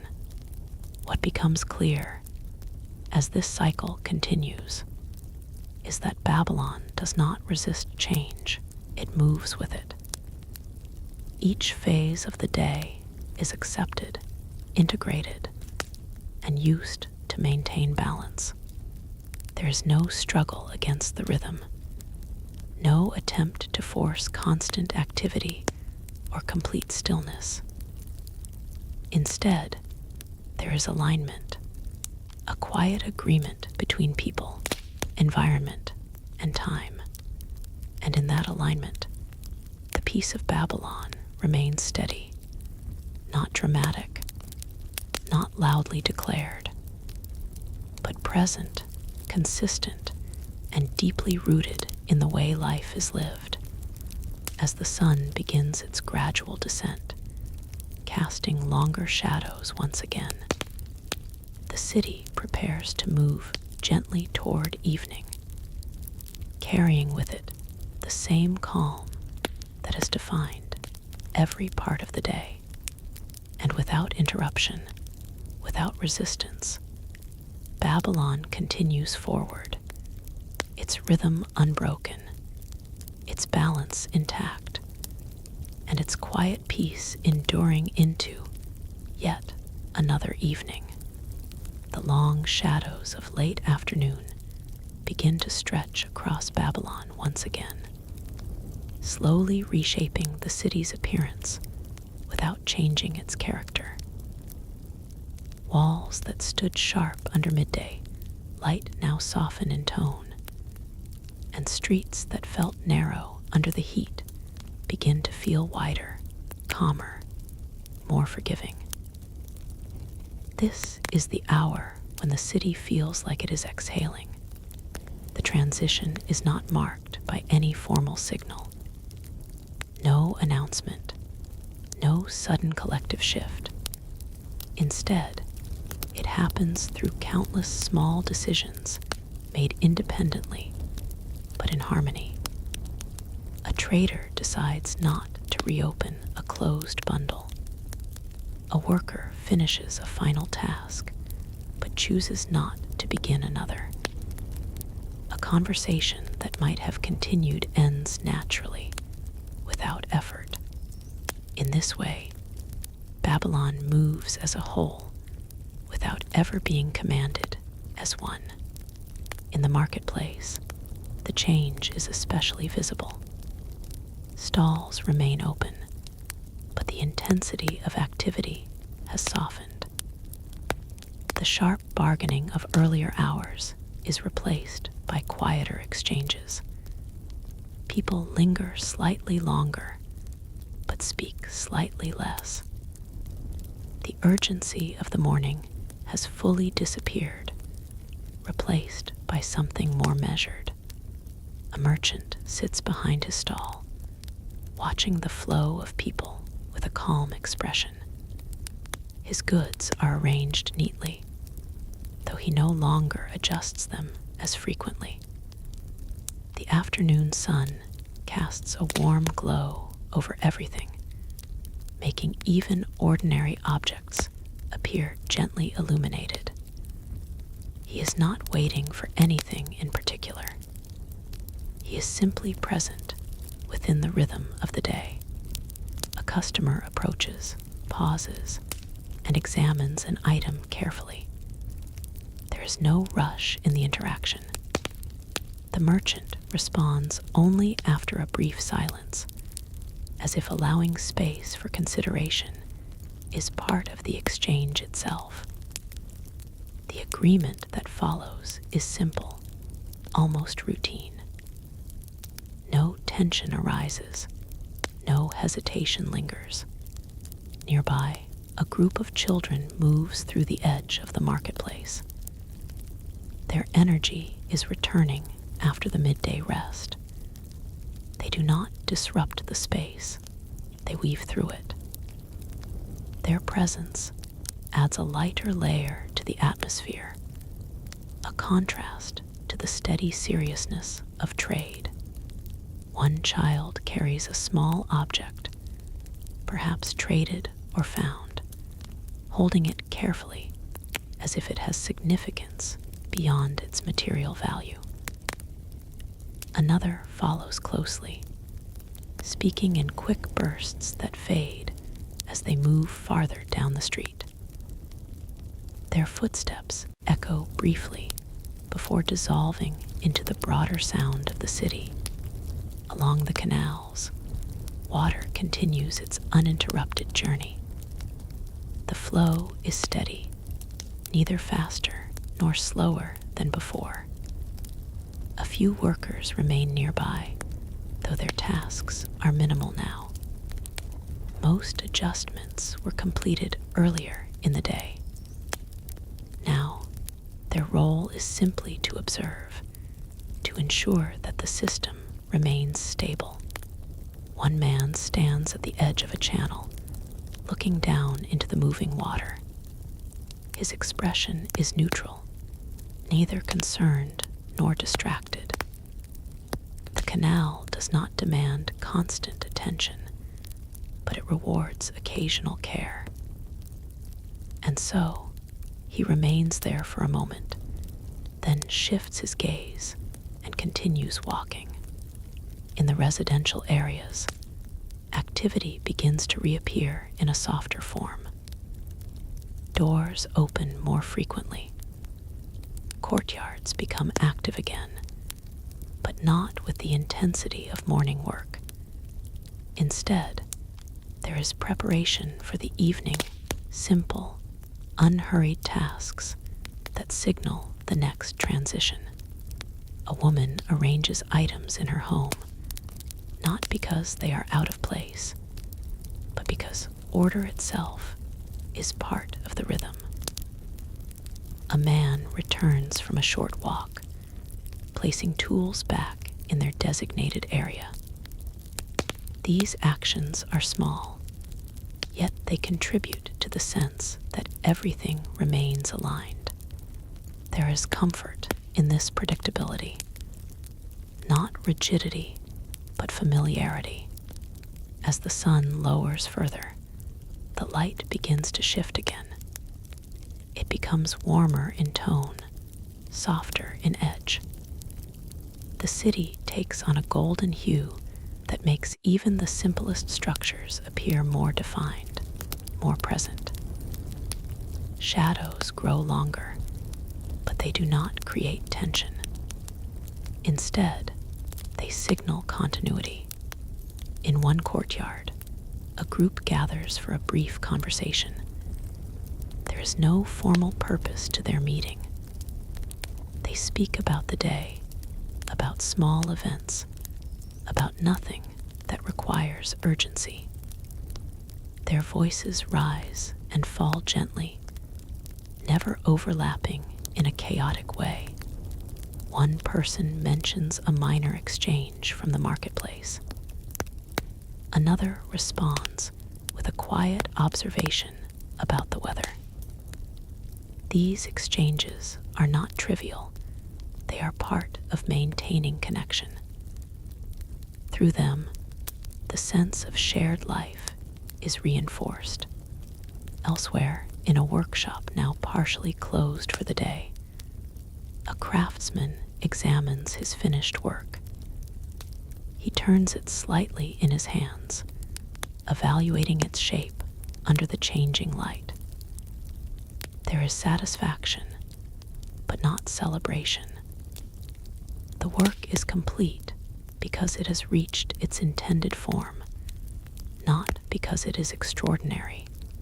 He places it aside carefully, preparing it for storage or future use. His apprentice watches without speaking. There is no need for instruction at this moment. The process has already been absorbed through repetition. As the afternoon edges closer to evening, the city's rhythm continues its gradual shift. Movement slows slightly, but does not stop. Conversations become more reflective.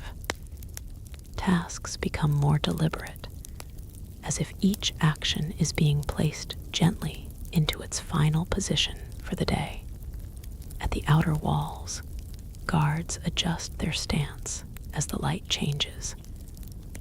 Their routine continues unchanged, but the perspective shifts. The horizon becomes more difficult to see clearly, softened by the descending sun. Still, there is no sense of threat, only observation. One guard pauses longer than usual, looking outward. There is nothing unusual to report. The land beyond remains still, vast, and quiet. He continues his circuit without interruption, maintaining the steady presence that defines his role. Inside the city, the marketplace begins its slow closure once again. Not abrupt, not forced, just a gradual winding down. Cloth coverings are drawn over goods. Containers are secured. The last exchanges are completed without hesitation. A merchant counts his remaining items, then organizes them with practiced efficiency. He does not appear tired, only finished. The structure of the day has reached this point naturally, and he follows it without resistance. As the light deepens, a subtle calm spreads through the city. It is not silence, but reduction. The volume of life decreases, allowing individual sounds to stand out more clearly for a brief moment before blending into the evening atmosphere. A distant bell-like sound echoes briefly, not an alarm, but a routine signal marking time. It fades quickly, absorbed into the broader soundscape. In homes, preparations for evening continue. Fires are adjusted again, this time for warmth and cooking rather than midday heat. Lamps are readied, though not yet lit. Everything is positioned for the next transition. A family gathers in one courtyard, sitting together as the sky continues to shift. There is no urgency in their presence. They are not waiting for anything specific. They are simply sharing the final stretch of daylight. Conversation here is softer than before. Words are fewer, pauses longer.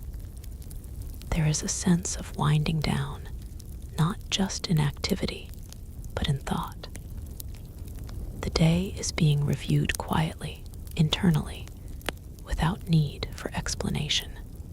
Someone mentions that the canal remained steady throughout the day.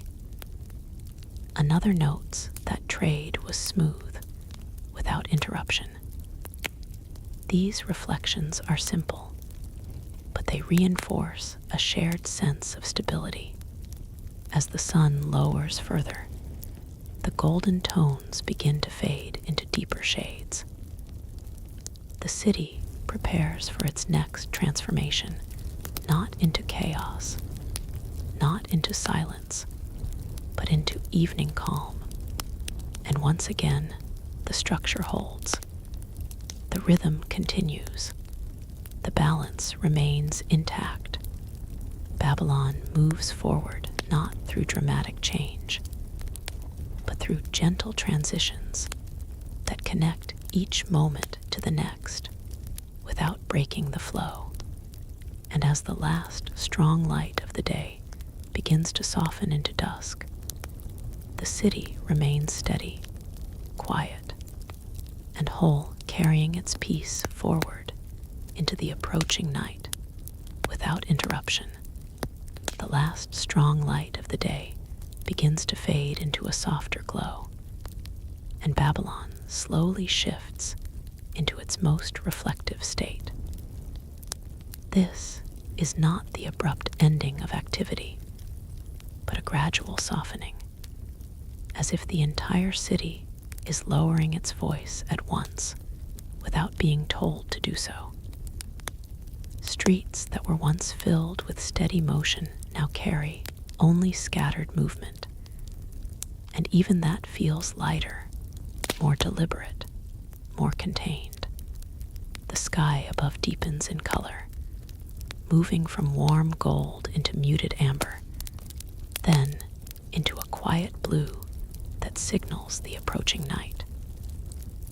Buildings along the city's interior begin to lose their sharp edges, blending gently into the growing shadow. Yet, nothing feels hidden or uncertain. Everything remains visible enough to feel familiar, just softened by distance from the sun. In the marketplace, the final moments of activity are calm and orderly. Traders who remain are completing their last exchanges, not seeking new ones.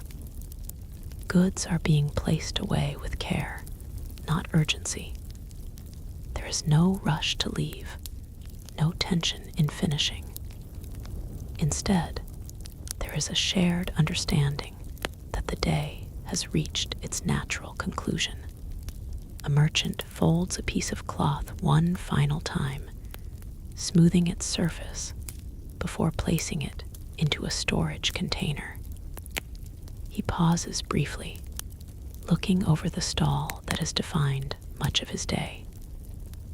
There is no disappointment in his expression, only quiet acceptance. The rhythm has been followed. The cycle has completed its expected path. Nearby, another trader ties a bundle securely, checking it twice before stepping back. He exchanges a brief nod with a neighbor, no words needed. These small acknowledgments carry meaning within the structure of the city. They mark completion, mutual recognition, and continuity. As the marketplace empties, the soundscape changes noticeably. The overlapping voices that once filled the space are now reduced to occasional exchanges, then to isolated footsteps, and finally to near silence. What remains is not emptiness, but transition. Along the streets, people move toward their homes in a steady flow. There is no urgency, no sense of being late. Each person walks at a pace that feels natural to the fading light. Some carry small items from the day's work. Others simply return with empty hands, their tasks already completed. A woman pauses briefly at a corner, adjusting her direction before continuing. She passes familiar doorways, each one holding its own quiet story of daily life. The movement around her is gentle, coordinated not by instruction, but by shared understanding of the city's rhythm. In one courtyard, a group gathers again briefly before fully settling into the evening. Their conversation is softer than before, shaped by the calm of the environment. They speak of small things, the ease of the day, the predictability of tasks, the absence of disruption. These observations are not extraordinary, yet they reinforce a deeper sense of stability. One person remarks that nothing unusual occurred in the canal system that day. Another notes that trade remained steady, without conflict or confusion. These comments are received without surprise. In Babylon, stability is not remarkable, but expected. As the sky darkens further, the first lamps begin to appear within homes. Their light is small at first, flickering softly against walls and courtyards. Each flame adds a new point of warmth to the growing night, creating a scattered pattern of illumination across the city. The contrast between light and shadow becomes more pronounced, but not harsh. Instead, it creates a sense of layered, calm darkness above, gentle light below, both existing together without conflict. Inside homes, evening routines begin. Meals are prepared with slower movements than earlier in the day. Ingredients are arranged, cooked, and shared without rush. The sounds of preparation are contained within each space, contributing to a quieter overall atmosphere outside. In one household, a family sits together as the final meal of the day is served. The arrangement is familiar, repeated countless times before, yet never losing its meaning. There is comfort in repetition here, not boredom. Conversation flows gently. A child speaks about something observed earlier in the day, perhaps a moment in the market, or a brief encounter on the street. An adult responds with mild reflection, not correcting, but acknowledging. These exchanges build continuity between generations, linking experience with memory. Outside, the city continues to settle. The movement that remains is minimal, purposeful. A few individuals still move through the streets, completing final tasks, returning late, or simply observing the transition into night. Along the outer wall, the guards maintain their steady presence. Their torches now appear more prominent against the deepening darkness. They do not move more urgently than before. Their rhythm remains unchanged. One completes a section of his patrol, pauses, then continues. The horizon beyond remains still, vast, and quiet. There is no sign of disturbance, no break in the continuity of the landscape.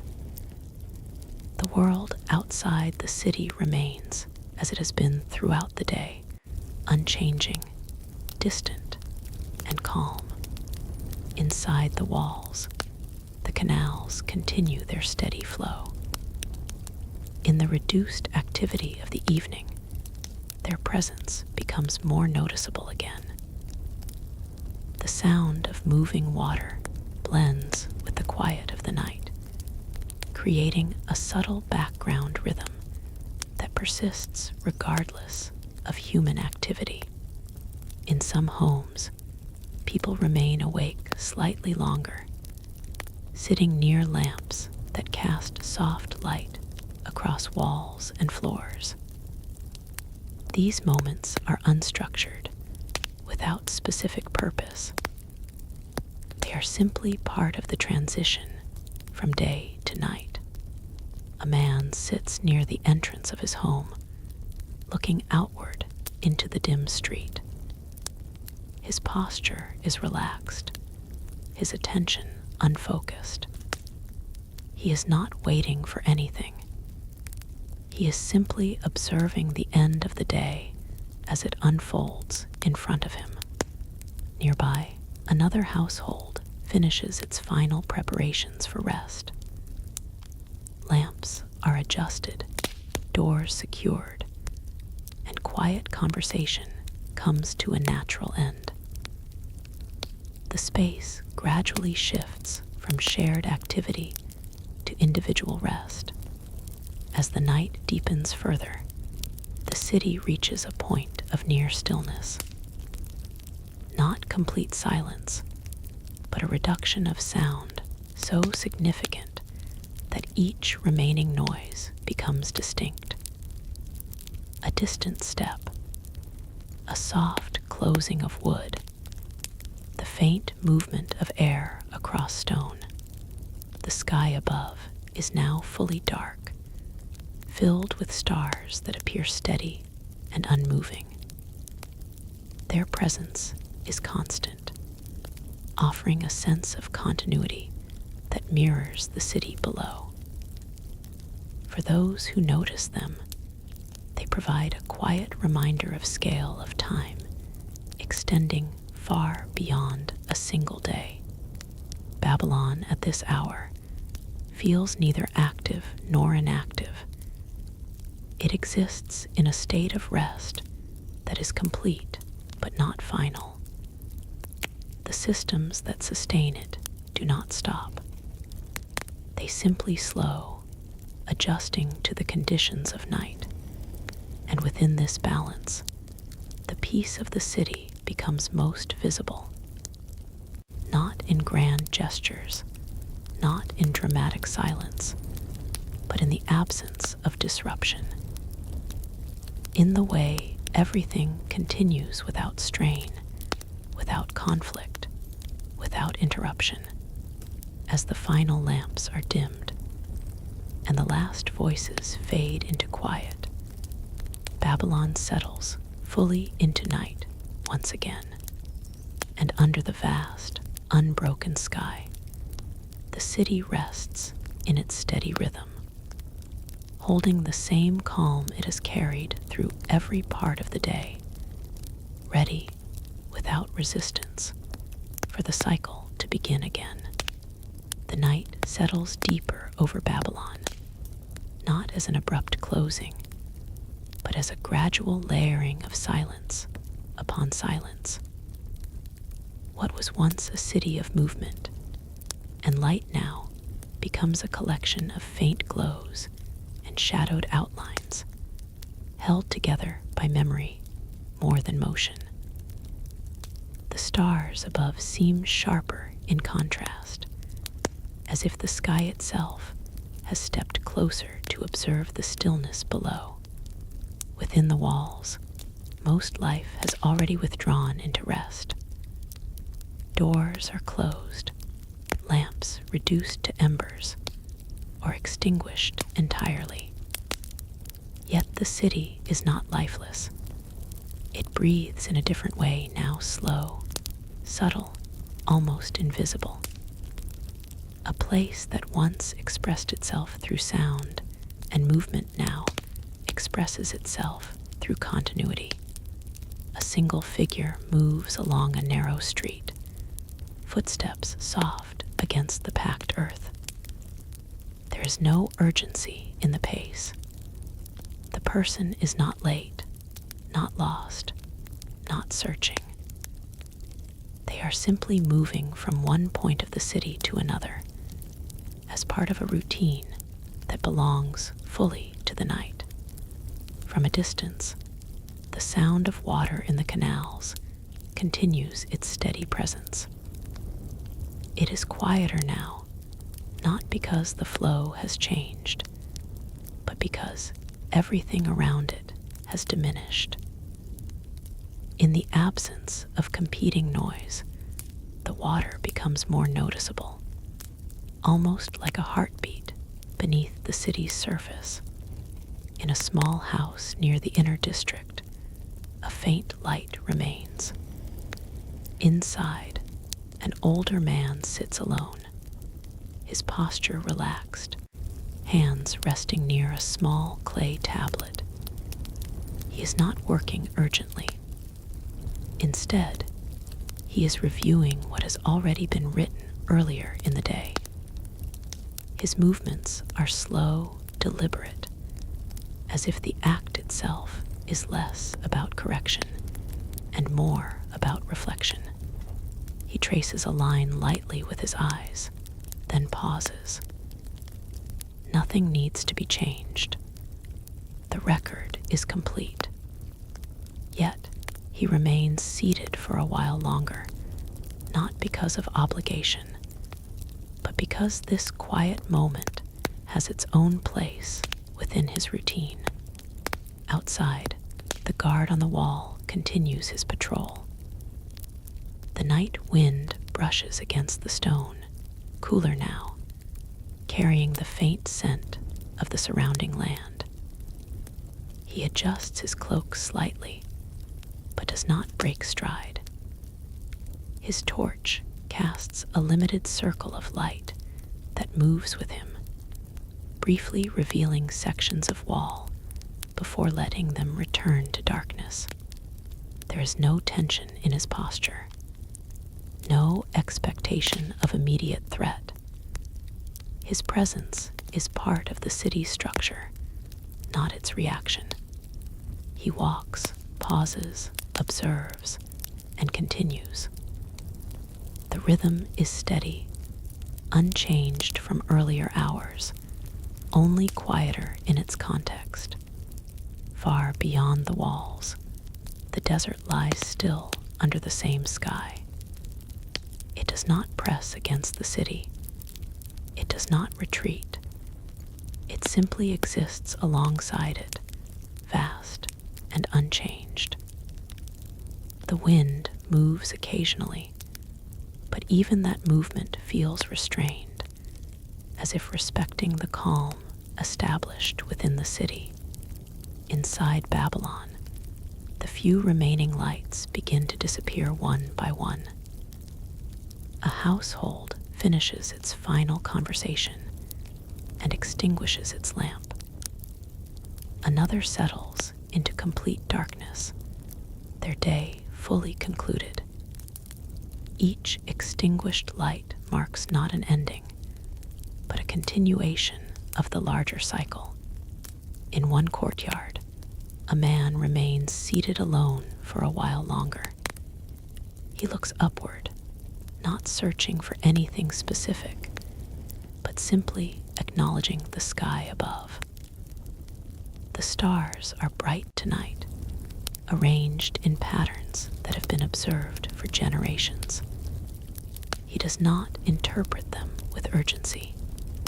He simply watches. Moments like this are rare in their simplicity.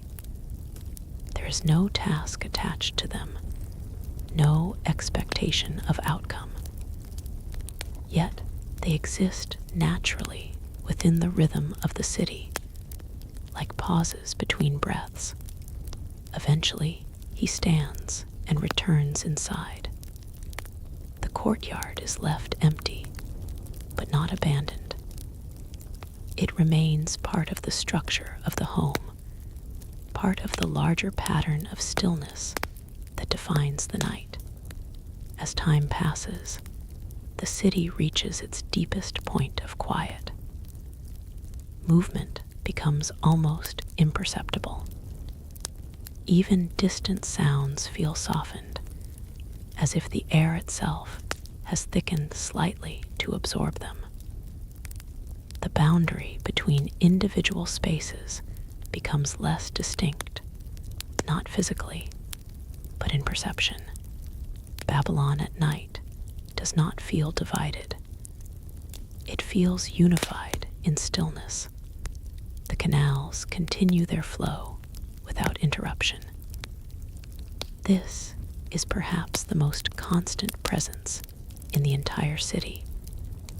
While human activity rises and falls, water continues its path without deviation.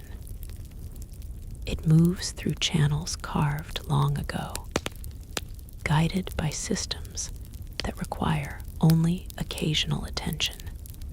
A small adjustment is made somewhere along the network, a subtle correction by a worker who has remained awake longer than most. The action is simple, almost instinctive.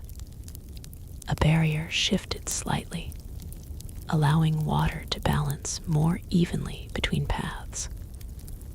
Once completed, the worker steps back, observes briefly, then leaves. The system does not demand constant intervention.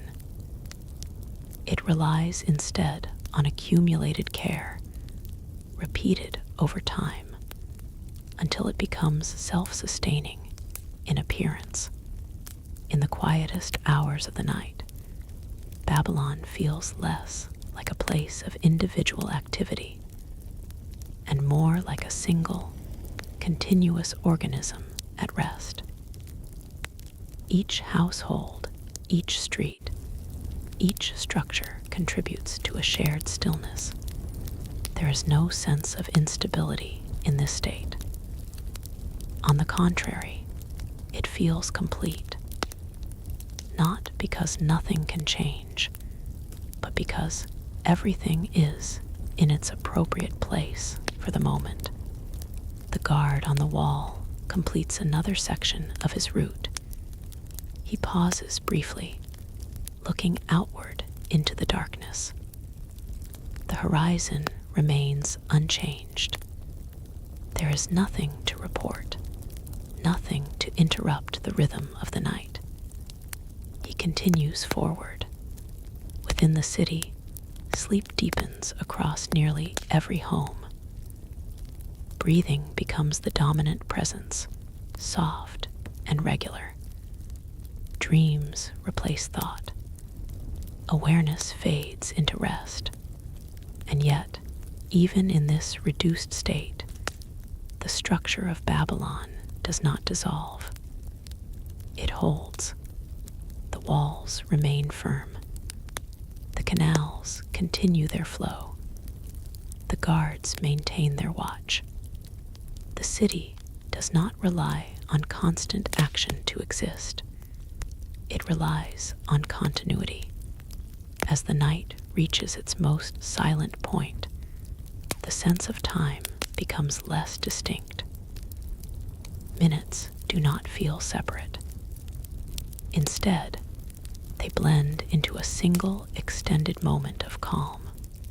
Above, the stars remain fixed, unchanged by anything below. Their presence is distant, but steady. offering a kind of silent reference point for everything beneath them.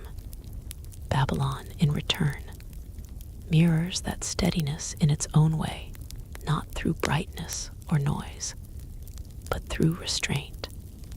There is no final conclusion to this night, only continuation. And as the hours slowly pass without disruption, the city remains exactly as it has been throughout the cycle: calm, balanced, and quietly enduring within the larger flow of time. The deepest hours of the night settle over Babylon with a kind of stillness that feels almost complete, as if the city has temporarily suspended its outward expression.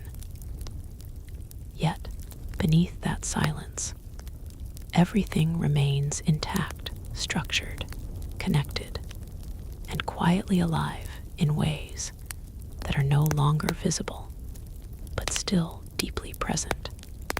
The wind returns in faint intervals, moving along the outer edges of the city, brushing against stone that has long absorbed the warmth of the day, and now releases it slowly into the cooling air. There is no disturbance in its movement. It does not push against anything. It simply flows, as it always has, through the spaces between walls, streets, and open land. Inside the city, nearly all lights have faded. Only a few isolated points of glow remain, scattered like distant memories of activity. These are not signs of urgency, but remnants of routine. Someone awake slightly longer, someone finishing a thought, someone simply existing in the quiet before sleep fully takes hold. In one such home, a faint lamp still burns. A man sits near it, not working, not speaking, only resting in the presence of his own thoughts. His posture is relaxed, his movements minimal.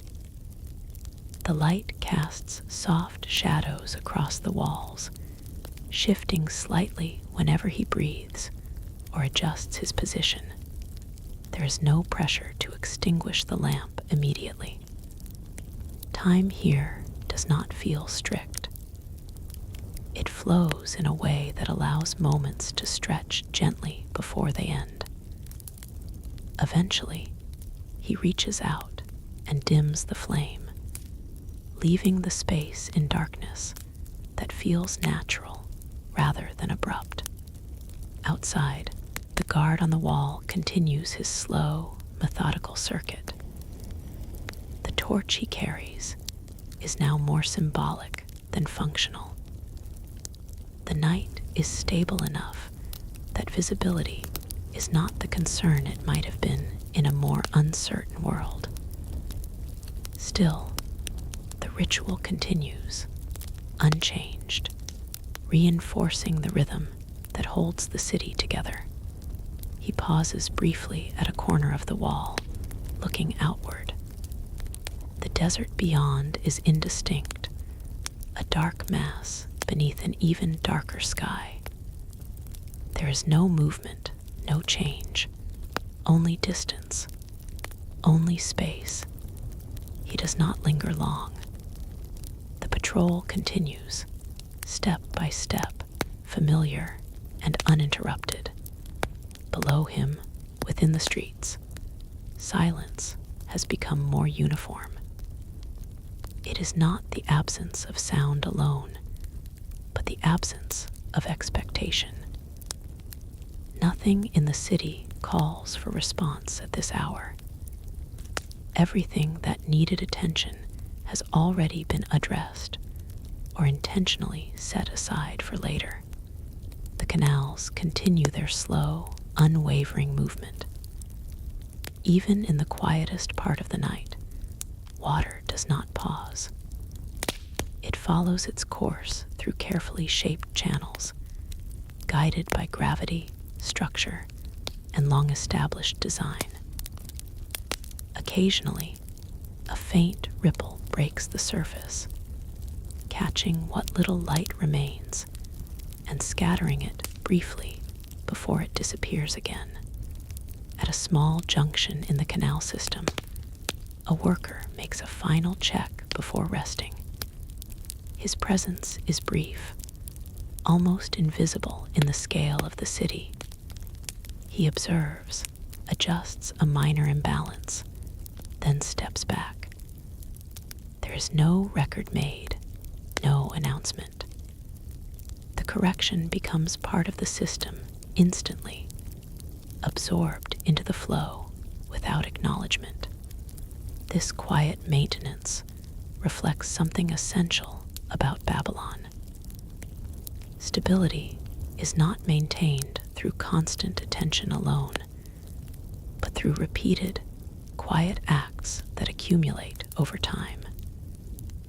Each one small, each one temporary, yet together forming something enduring. As the night continues, even these minimal activities fade. The city enters its most complete stillness, not empty, but fully settled, a state where nothing demands immediate action and nothing feels unfinished. In this stillness, time becomes less noticeable. Without movement to mark its passage, the night feels extended, almost suspended. Yet, within homes, within walls, within structures built over generations, life continues in its most internal form: rest, recovery, quiet continuation. A child shifts slightly in sleep. A door settles more firmly into its frame as temperature changes.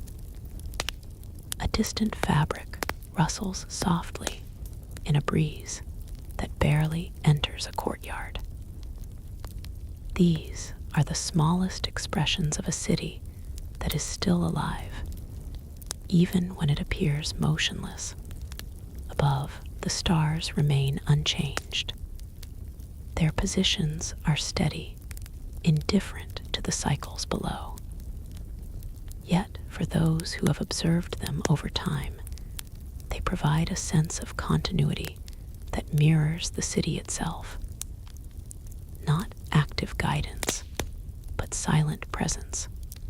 The guard completes another section of his route. His steps echo faintly against stone, then fade again into stillness. He does not alter his pace.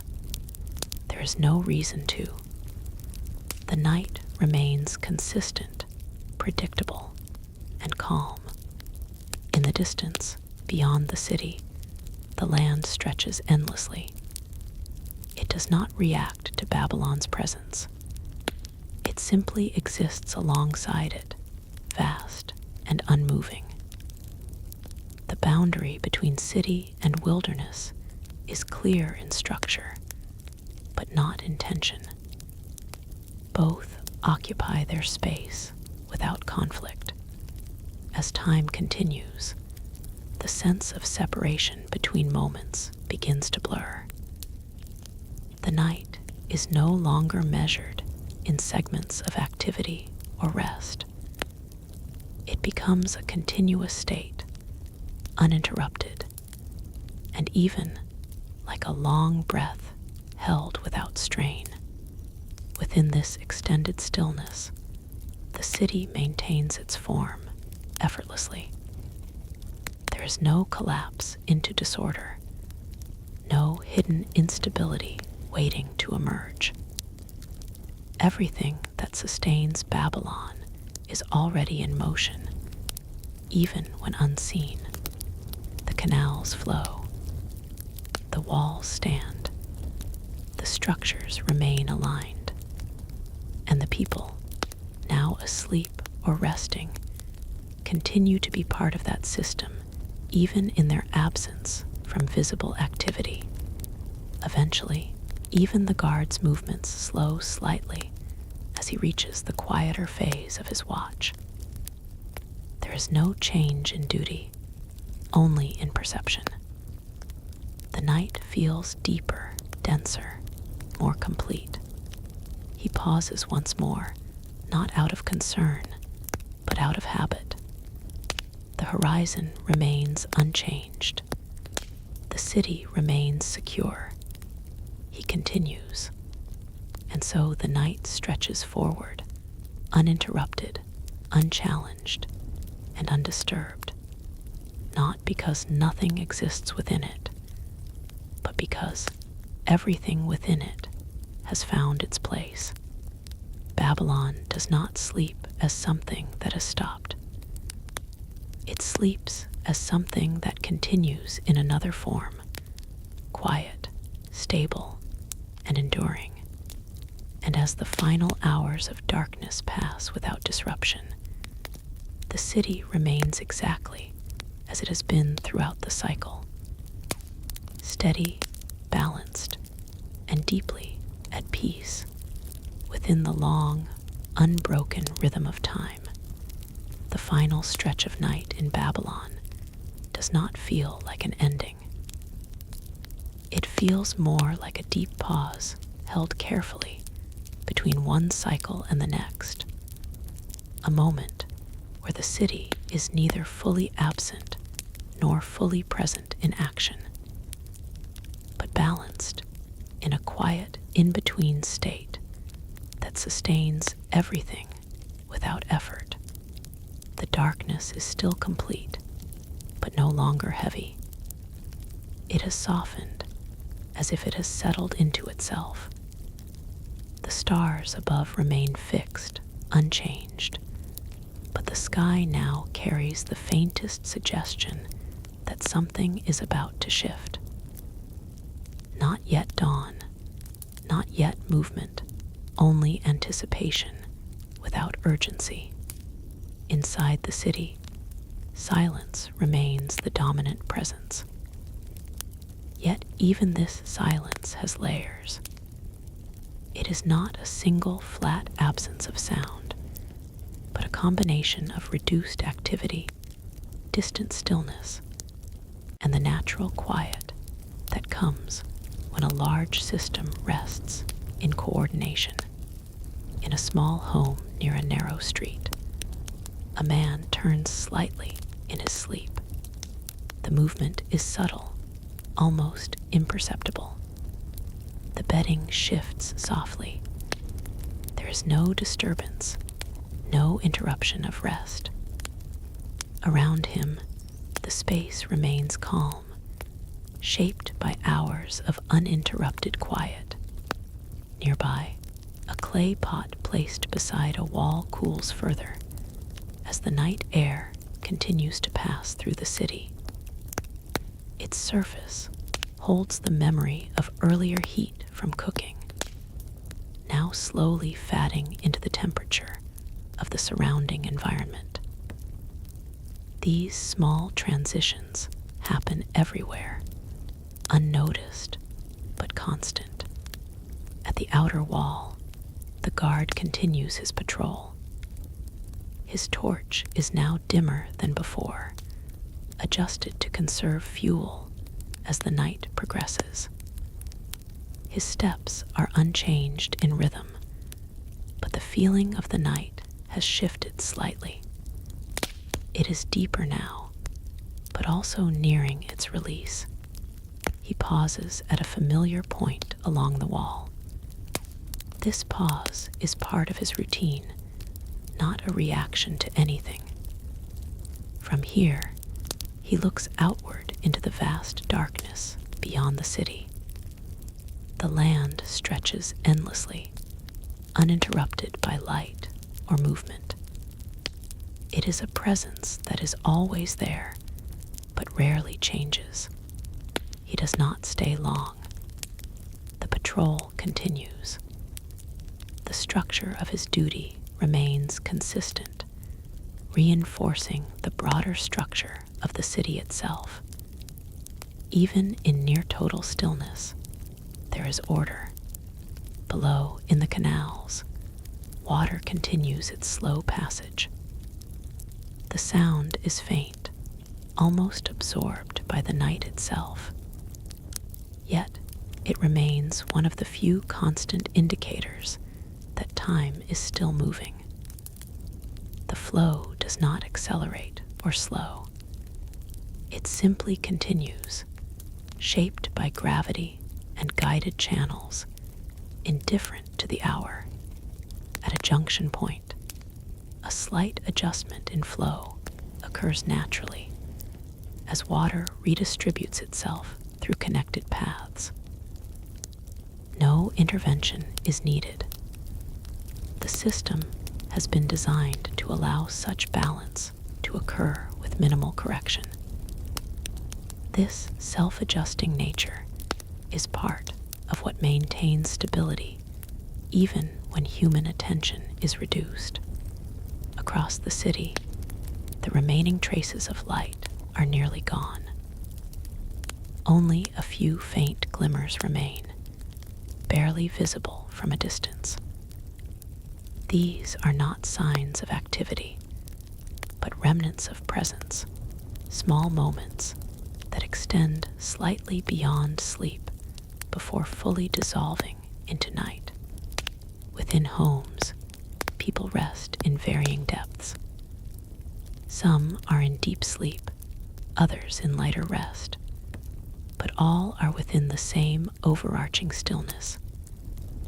The city holds them together, even in absence of awareness. Walls, courtyards, streets, all remain in place, forming a structure that does not require constant observation to exist. As the night continues, something subtle begins to shift. It is not visible at first, not immediate enough to be noticed in a single moment. But across time, the darkness begins to feel less absolute. Not lighter yet, but less closed. As if the boundary between night and the coming day is beginning to loosen. The guard senses this only as a change in atmosphere, not in sight. He continues walking, but the feeling of the night is slightly different now. There is a quiet expectation in the air, though nothing has yet appeared. Inside the city, a few individuals begin to stir slightly in their sleep, not fully waking, but shifting toward awareness. These are natural transitions, aligned with the internal rhythm of rest and waking that follows the broader cycle of the city. A door in one courtyard makes a soft sound as it adjusts with the cooling air. It does not open, it simply settles. Yet, even such small sounds feel more noticeable now, as the night reaches its most delicate point. The stars remain steady above, but the sky beneath them carries a faint gradient that was not present earlier. A suggestion of change, still too subtle to define clearly. The canals continue without interruption, but their sound feels slightly more distinct in the thinning silence. The absence of competing noise allows even familiar sounds to become more noticeable again. At the wall, the guard completes another section of his route.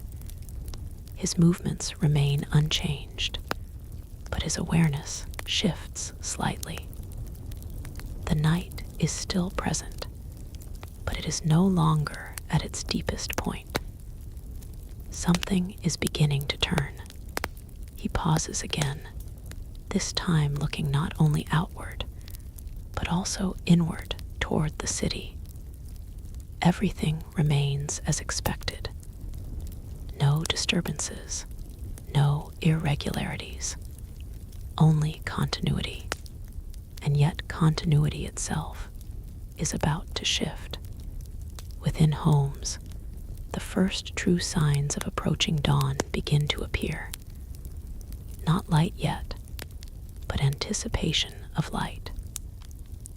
A subtle easing of darkness that suggests the cycle is preparing to restart. A person turns in sleep and becomes slightly more aware of their surroundings. Another breath deepens and slows in a way that signals the transition between rest and waking. These changes are small, almost invisible, but collectively they mark the turning of the night. The city does not wake yet. It simply prepares, and that preparation is part of its design. Babylon does not move from night to day in a single step.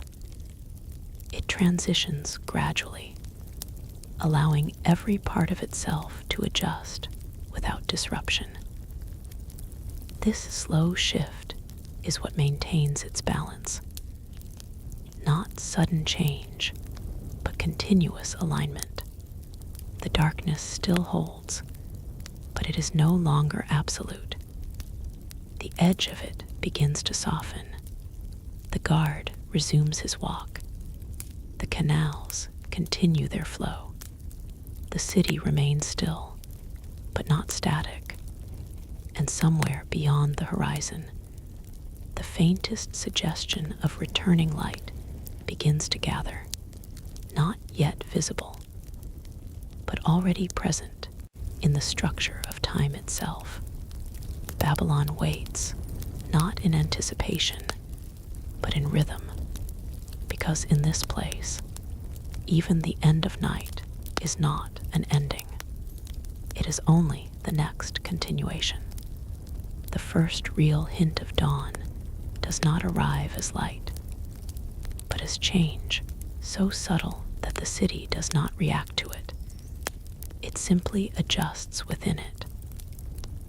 The darkness that had felt complete only moments ago now carries a slight softness, as if it is no longer pressing down with the same weight. The night is still present, but its authority is beginning to loosen. Babylon remains quiet, yet the quality of its quiet is different now. It is no longer the deep, sealed silence of the middle night. Instead, it feels more open, as if space itself is preparing to move again. Within the homes, sleep continues, but it begins to shift in tone. A few people turn gently in their rest. Some breathing patterns change slightly, becoming lighter, less uniform. These are not awakenings, not yet, but transitions, small adjustments in the body's awareness of time. A faint sound emerges somewhere in the city, not clearly identifiable. It could be a wooden beam adjusting with temperature, or a distant movement within a courtyard. In earlier hours, it would have been absorbed entirely by the night. Now, it briefly exists on its own before fading again. At the outer wall, the guard notices the change not in sight, but in feeling. The horizon remains dark, yet it no longer feels completely closed.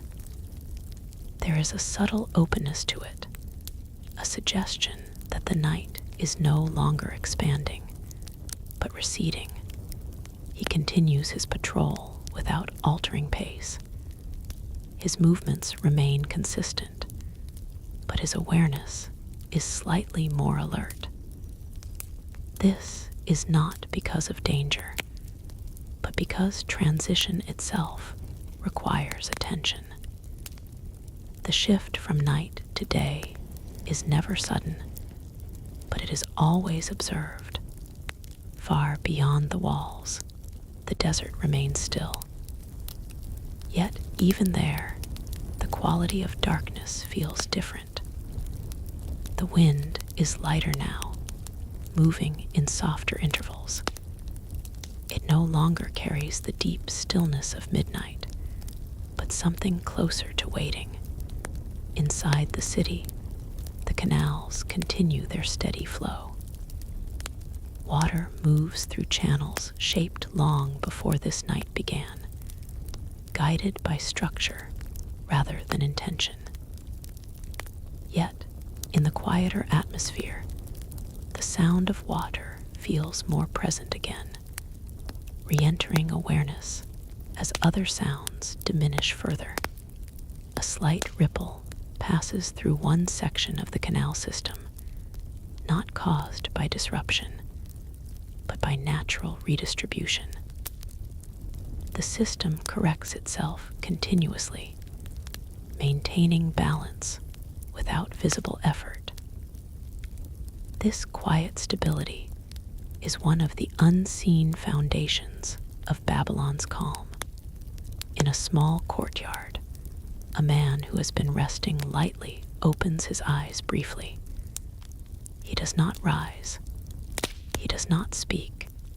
He simply remains still, listening to the silence around him. There is no urgency in his awareness. The city has not yet called for action. He closes his eyes again, returning to rest. But the sleep is now different, lighter, closer to the surface. Across the city, similar moments begin to occur in scattered places. Not coordinated, not shared, but aligned through rhythm. The body begins to recognize what the world is preparing for, even before the light appears.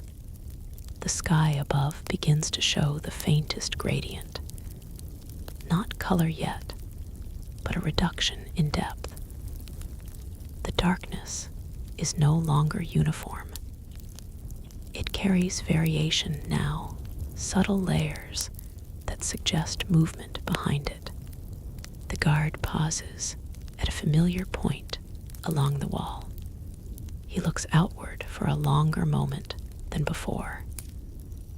The horizon is still indistinct, but something has shifted in its presence.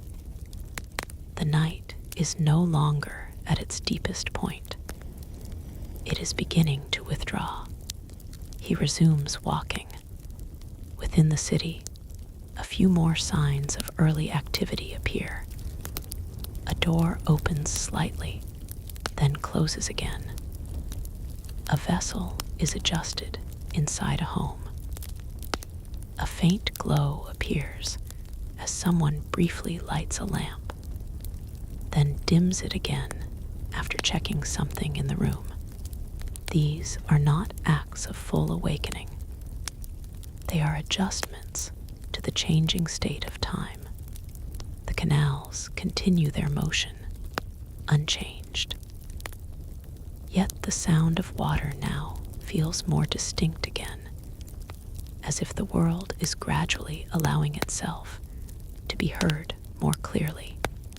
At the edge of the city, the outer land remains still, but its darkness is no longer absolute.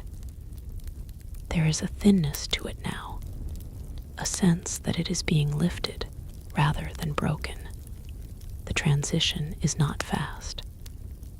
It is deliberate in its slowness, almost careful, as if the city and the world around it are both ensuring that nothing is disrupted during the shift.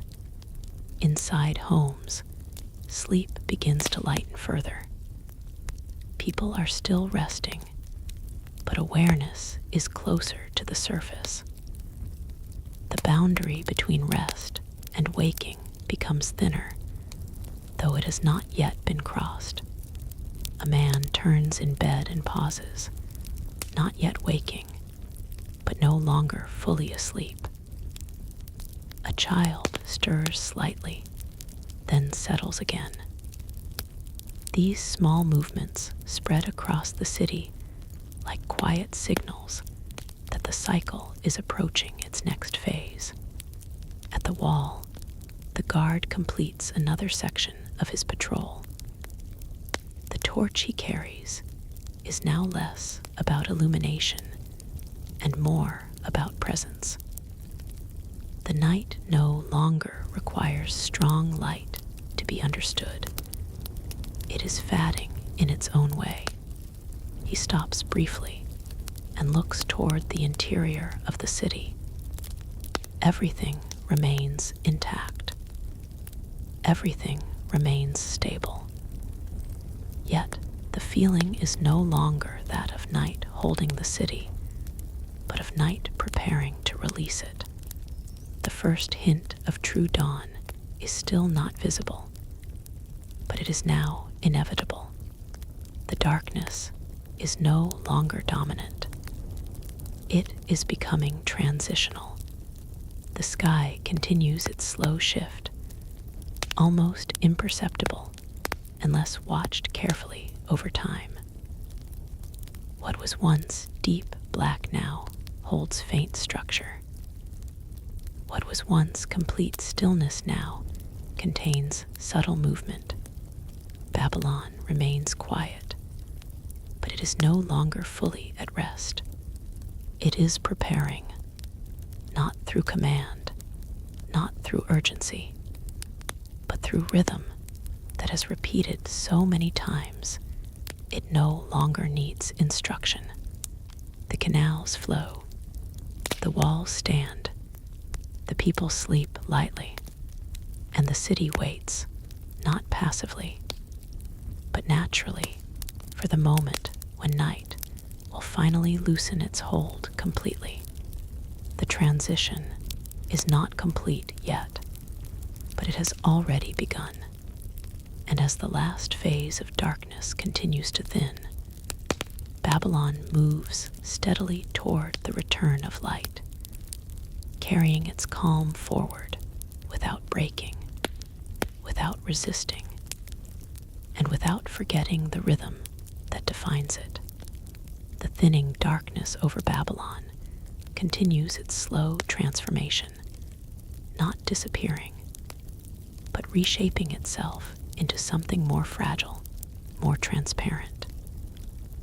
It no longer feels like a solid layer covering the city. Instead, it resembles a veil that is gradually being lifted, strand by strand, without any sudden break or visible force. The city remains in that delicate space where night has not yet fully ended, but day has already begun to exist within it. Inside the homes, sleep becomes lighter still. People are no longer deeply within rest, but hovering near awareness. Breathing patterns change again, slightly faster, slightly more irregular, as the body prepares itself for waking without yet committing to it. A man lying near a low wall opens his eyes for a brief moment. He does not move immediately. He simply lies still, looking upward into the dim interior of his room. There is no confusion in his expression, no sudden alertness, only a quiet recognition that the night is nearly over. He closes his eyes again, but not fully. Sleep is no longer deep enough to fully reclaim him. Across the city, similar transitions occur in scattered households. A hand shifts position. A blanket is adjusted. A faint sigh breaks the silence of a room. These are not signs of disturbance, but of alignment with the changing state of time. Outside, the air itself feels different now. It is no longer the dense, heavy quiet of deep night. It carries a subtle openness, as if space has expanded slightly. Sounds that were previously absorbed into silence now exist briefly before fading again. The canals continue their steady movement, but their presence feels more noticeable as other layers of silence begin to lift. Water flows through familiar paths, guided by long-established structures. Occasionally, a soft ripple catches what little remaining darkness there is, reflecting it briefly before it dissolves. At the outer wall, the guard continues his patrol. His torch is now less about illumination and more about marking continuity. He moves with the same rhythm as before, but the environment around him has shifted. The night is no longer absolute. He pauses at a point along the wall where the view outward is widest. The horizon is still dark, but it no longer feels closed. There is a faint suggestion of distance changing, of space beginning to open. He remains there for a moment longer than usual. Not because anything has changed suddenly, but because this phase of night requires awareness. It is the moment where stability transitions into emergence. Then he resumes walking. Inside the city, a few more lights begin to appear, faint and brief. Not full lamps burning for long periods, but small, momentary flames used to check something, adjust something, or prepare something for the coming day. Each light appears, exists for a short time, then disappears again. These brief illuminations do not break the night. They blend into its transition. In one courtyard, a man sits upright after resting lightly. He does not stand yet. He simply remains seated, sensing the change around him. The air feels different now, slightly cooler, slightly more open. He listens without sound, as if the city itself is communicating through atmosphere rather than noise. The sky above continues its transformation. The darkness is no longer uniform. It now carries gradients, subtle variations that suggest depth beyond what was previously visible. The stars remain, but they feel less dominant, as if the space around them is beginning to assert itself again. At the wall, the guard completes another segment of his route. His movements remain steady, but his awareness is now more forward-focused. The night is no longer something to endure. It is something that is ending. He looks outward once more. The land beyond the city is still dark, but not as impenetrable as before. There is a softness in its edges now, a sense that form is beginning to return. He turns and continues walking. Within the homes, more people begin to enter the final phase of sleep. It is no longer deep rest, but light, transitional rest, the kind that can be left at any moment without struggle. The boundary between sleep and waking is now extremely thin. A child shifts slightly and opens their eyes briefly, then closes them again. A woman adjusts her position, turning toward the direction of the growing change in the air. These movements are quiet, almost invisible in their subtlety, yet they mark the collective preparation of the city. The canals remain steady. Their flow is unchanged, but their sound is now more distinct again, as if the reduction in silence has allowed them to re-emerge in perception. At one junction, a slight adjustment occurs naturally within the system. Water redistributes itself with ease, maintaining balance without intervention. The system continues to function as it always has, quietly, reliably, without disruption. The guard reaches another corner of the wall. He pauses again. This pause is different from earlier ones. It is not simply routine observation. It is acknowledgement of transition. The horizon is no longer purely dark. It now carries the faintest suggestion of change, an almost invisible shift that signals the approaching return of light. He does not react beyond observation. There is nothing to respond to, only the continuation of the cycle. He resumes his walk. Inside the city, the atmosphere continues to shift. The stillness of night is no longer complete. It is now layered with anticipation, though not conscious anticipation, more like structural readiness built into the rhythm of the city itself. Doors remain closed, but they feel closer to opening. Courtyards remain empty, but they feel closer to filling. The city is not yet awake, but it is no longer asleep in the same way. The sky above grows subtly lighter in its deepest layer. Not enough to be called dawn, but enough to indicate direction. The transition is now irreversible. Babylon does not hurry this process. It does not resist it either.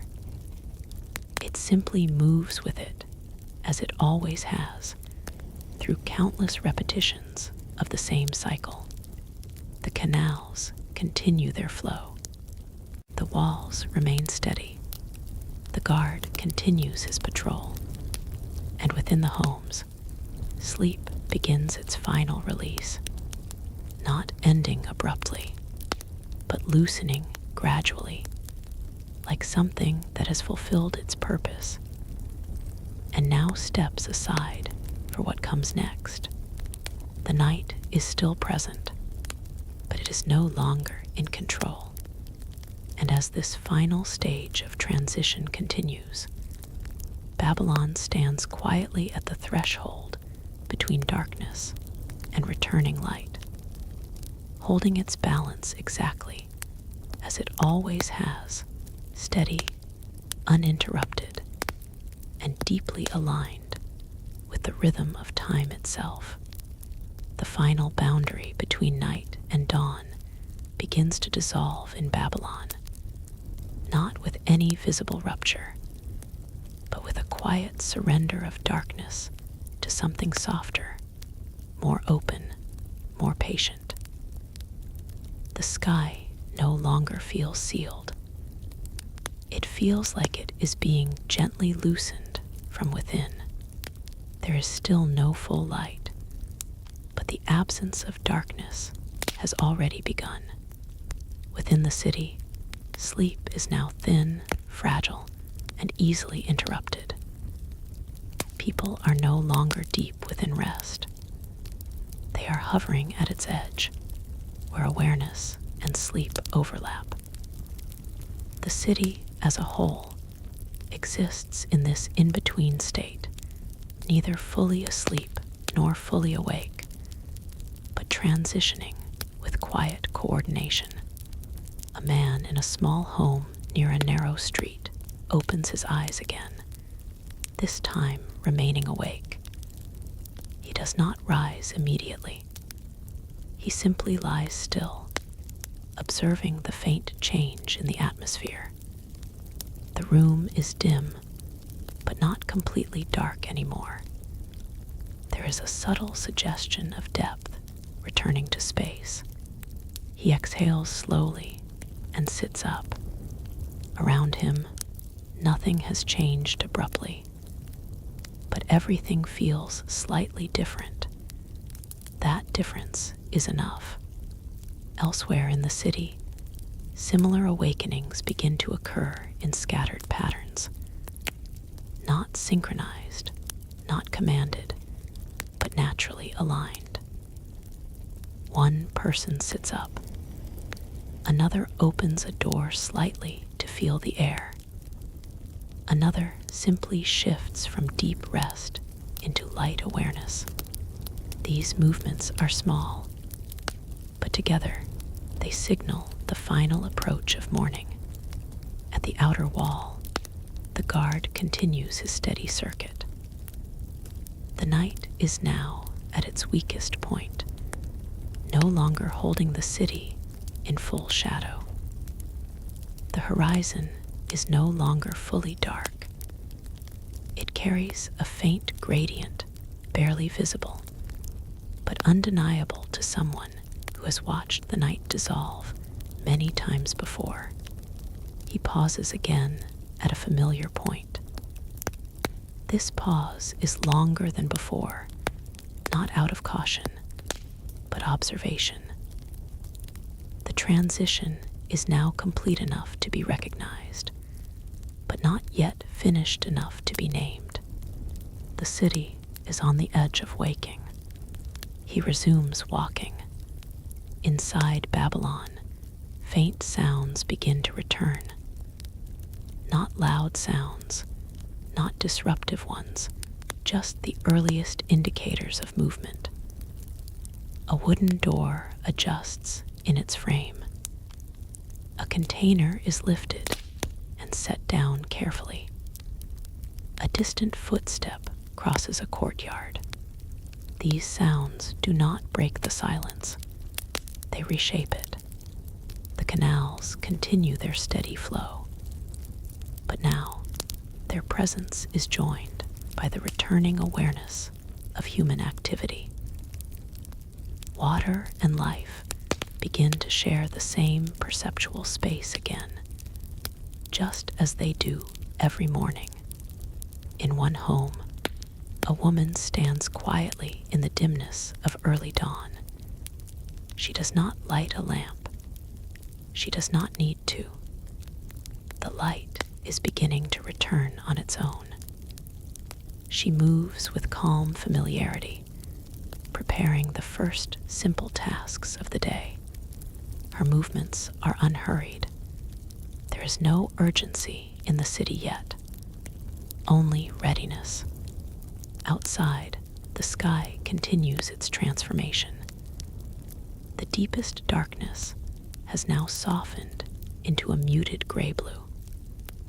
Stars are still visible, but they no longer dominate the sky. They are fading into the returning presence of light. At the wall, the guard completes another segment of his patrol. His torch now feels unnecessary, yet still present out of habit. The environment no longer depends on artificial light. The world itself is beginning to illuminate again. He looks outward. The land beyond the city is now faintly visible, not clearly defined, but no longer fully obscured. Shapes begin to return. Distance begins to reassert itself. He continues walking. Inside the city, more doors open now. Not fully, not widely, but enough to allow early movement. People begin to step into courtyards, into streets, into shared space. The city is not yet active, but it is no longer resting. There is a collective sense of transition, something understood without being spoken. In a courtyard, a man pours water into a basin. The sound is soft, steady. Nearby, another prepares simple tools for the day ahead. These actions are not rushed. They are part of a rhythm that is repeated countless times. And yet, each repetition carries its own quiet difference, shaped by the continuity of time. The sky continues to brighten slowly. The gradient expands upward, replacing darkness with layers of soft illumination. The change is not dramatic. It is gradual, almost respectful in its pace. Babylon does not rush toward morning. It receives it. The canals remain unchanged in function, but now they reflect more of the returning light. Their surfaces begin to shimmer faintly as visibility increases. The water becomes more than sound, it becomes sight again. At the wall, the guard completes his final visible segment of the night shift. The transition point has been reached. Night is no longer dominant. Morning is now present in structure, even if not fully in brightness. He pauses once more, then turns. The patrol continues, but its meaning has shifted. It is no longer a watch through darkness. It is a bridge between darkness and light. Inside homes, sleep has now fully released most people. They are awake, or nearly awake. The boundary between rest and action has dissolved. The city is preparing itself, not in urgency, but in alignment. A child sits quietly, looking toward the doorway where faint light begins to enter. A man stretches slowly, feeling the return of the day. A woman steps into a courtyard, pausing for a moment before beginning her routine. Each movement is simple. Each movement is part of the same rhythm. The sky continues to lighten, though the sun has not yet fully appeared. Dawn is now present in full structure, even if not in full brightness. The city is no longer waiting for change. It is already within it. Babylon stands at the threshold of a new day, not as a place emerging from darkness, but as a place moving through continuity. Nothing has broken. Nothing has ended. Everything has simply shifted into its next state. And as the final remnants of night dissolve into the growing light, Babylon completes its quiet transition once again, steady, uninterrupted, and fully aligned with the rhythm that carries it forward into the day. The first full breath of morning finally settles over Babylon, not as an arrival that interrupts the night, but as a continuation that completes it. The sky no longer hesitates between darkness and light. It has moved fully into a pale, expanding brightness that spreads evenly across the horizon, revealing the city once again in its complete form. Walls that were silhouettes moments ago now regain their texture. Streets that were softened by shadow become clearly defined paths of movement. Rooftops reflect a gentle early glow that feels calm rather than intense. The city does not change its structure, it simply becomes visible again. Within homes, waking is now complete. People rise with the same steady rhythm that has shaped every other transition in the day. There is no rush, no shock of sudden activity, just the quiet acceptance that another cycle has begun. A man steps out into a courtyard and pauses. The air is cooler than the day before, carrying the freshness that only early morning brings. He does not speak immediately. He simply observes the space around him as it returns to full visibility. Everything is familiar, yet newly present again. Nearby, a woman prepares water at a basin, her movements smooth and practiced. The sound of water filling a container echoes softly before blending into the broader atmosphere of the waking city. It is one of the first clear sounds of the day, marking the return of structured activity. Across Babylon, similar moments unfold in parallel. Doors open fully now, not just slightly. Courtyards become active spaces again. The scattered stillness of dawn begins to transform into coordinated movement. Not hurried, not chaotic, just aligned. At the outer wall, the guard completes his final patrol segment. The night has fully dissolved now, leaving only the memory of its presence. The horizon is no longer uncertain. It is defined, structured, and slowly brightening as the sun prepares to rise fully. He stops at one final point along the wall. This pause is different from all earlier ones. It is not about observation of darkness, but acknowledgement of completion. The cycle has turned fully. He turns and begins to descend from his position. Below, the city is already shifting into its morning rhythm.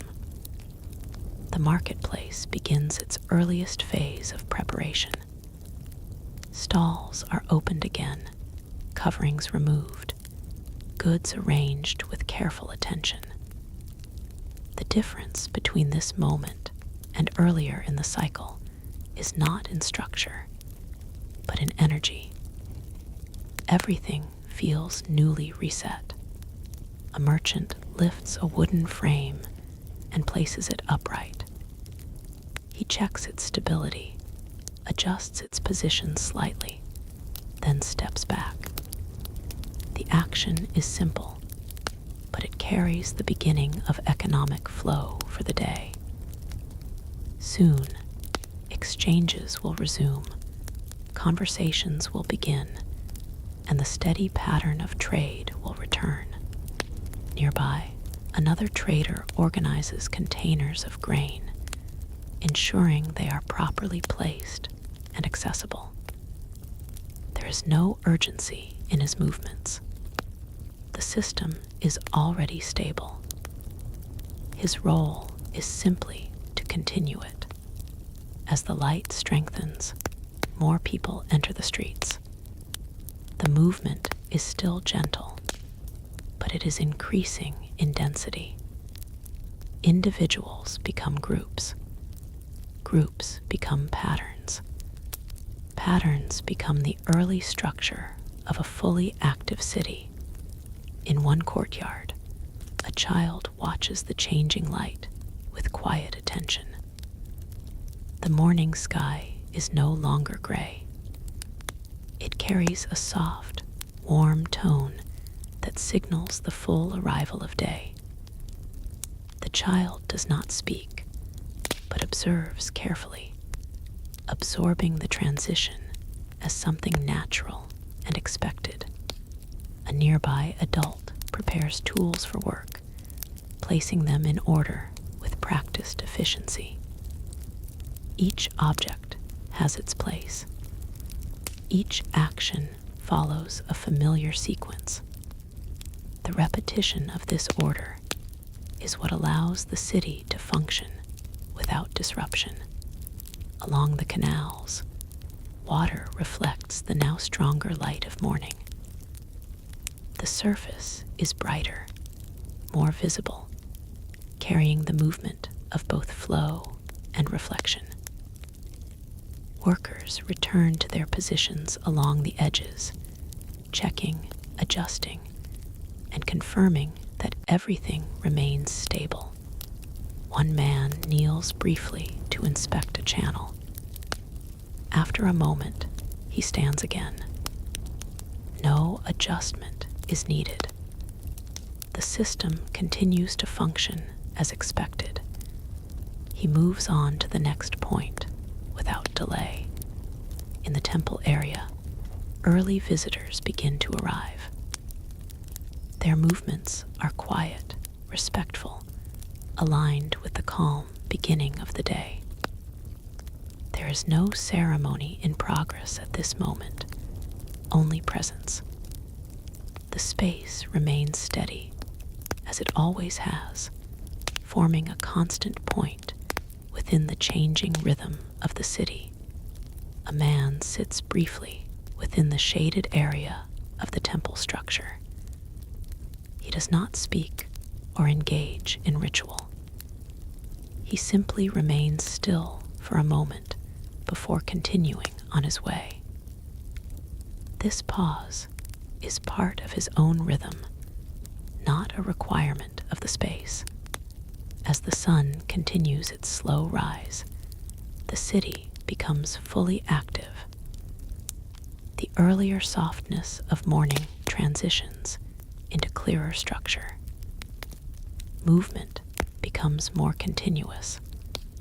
Conversations become more frequent. Tasks begin to overlap naturally. Yet even in this increasing activity, there is no sense of disorder.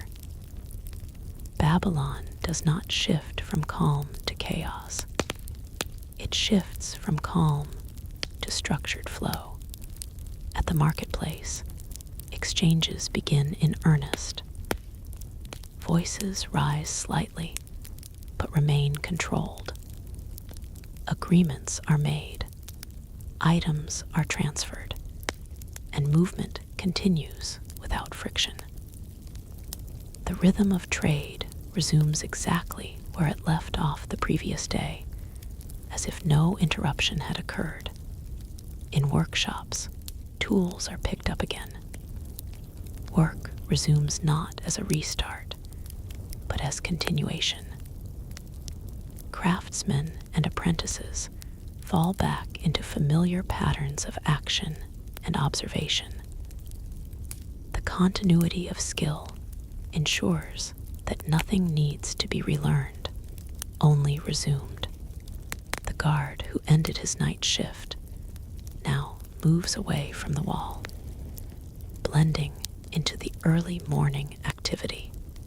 His role has ended for the night, but his presence remains part of the city's larger structure. Another will take his place when the cycle returns. Above, the sky is now fully bright. The sun is present, though not yet at its strongest point. Its light spreads evenly across Babylon, revealing the full detail of its architecture, its movement, and its life. The city is awake, not suddenly, not dramatically, but completely. And within this full awakening, nothing feels broken or disrupted. Everything is aligned with the rhythm that has carried it through night, through transition, and into day.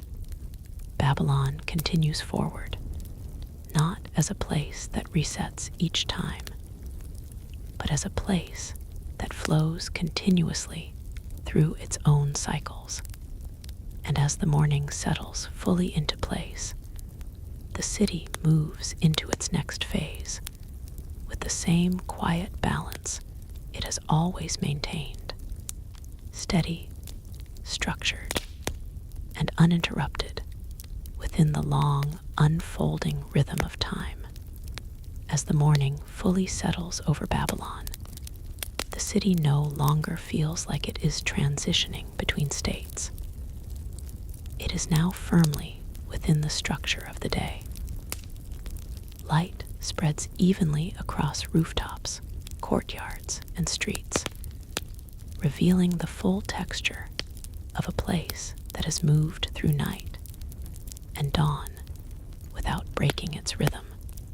The sun continues its slow rise, not yet at its highest point, but strong enough to define the shapes of everything below. Shadows shorten gradually, no longer stretched and uncertain, but becoming clearer, more grounded. The city exists now in full visibility, where every movement carries both clarity and purpose. In the marketplace, activity has reached its early steady phase.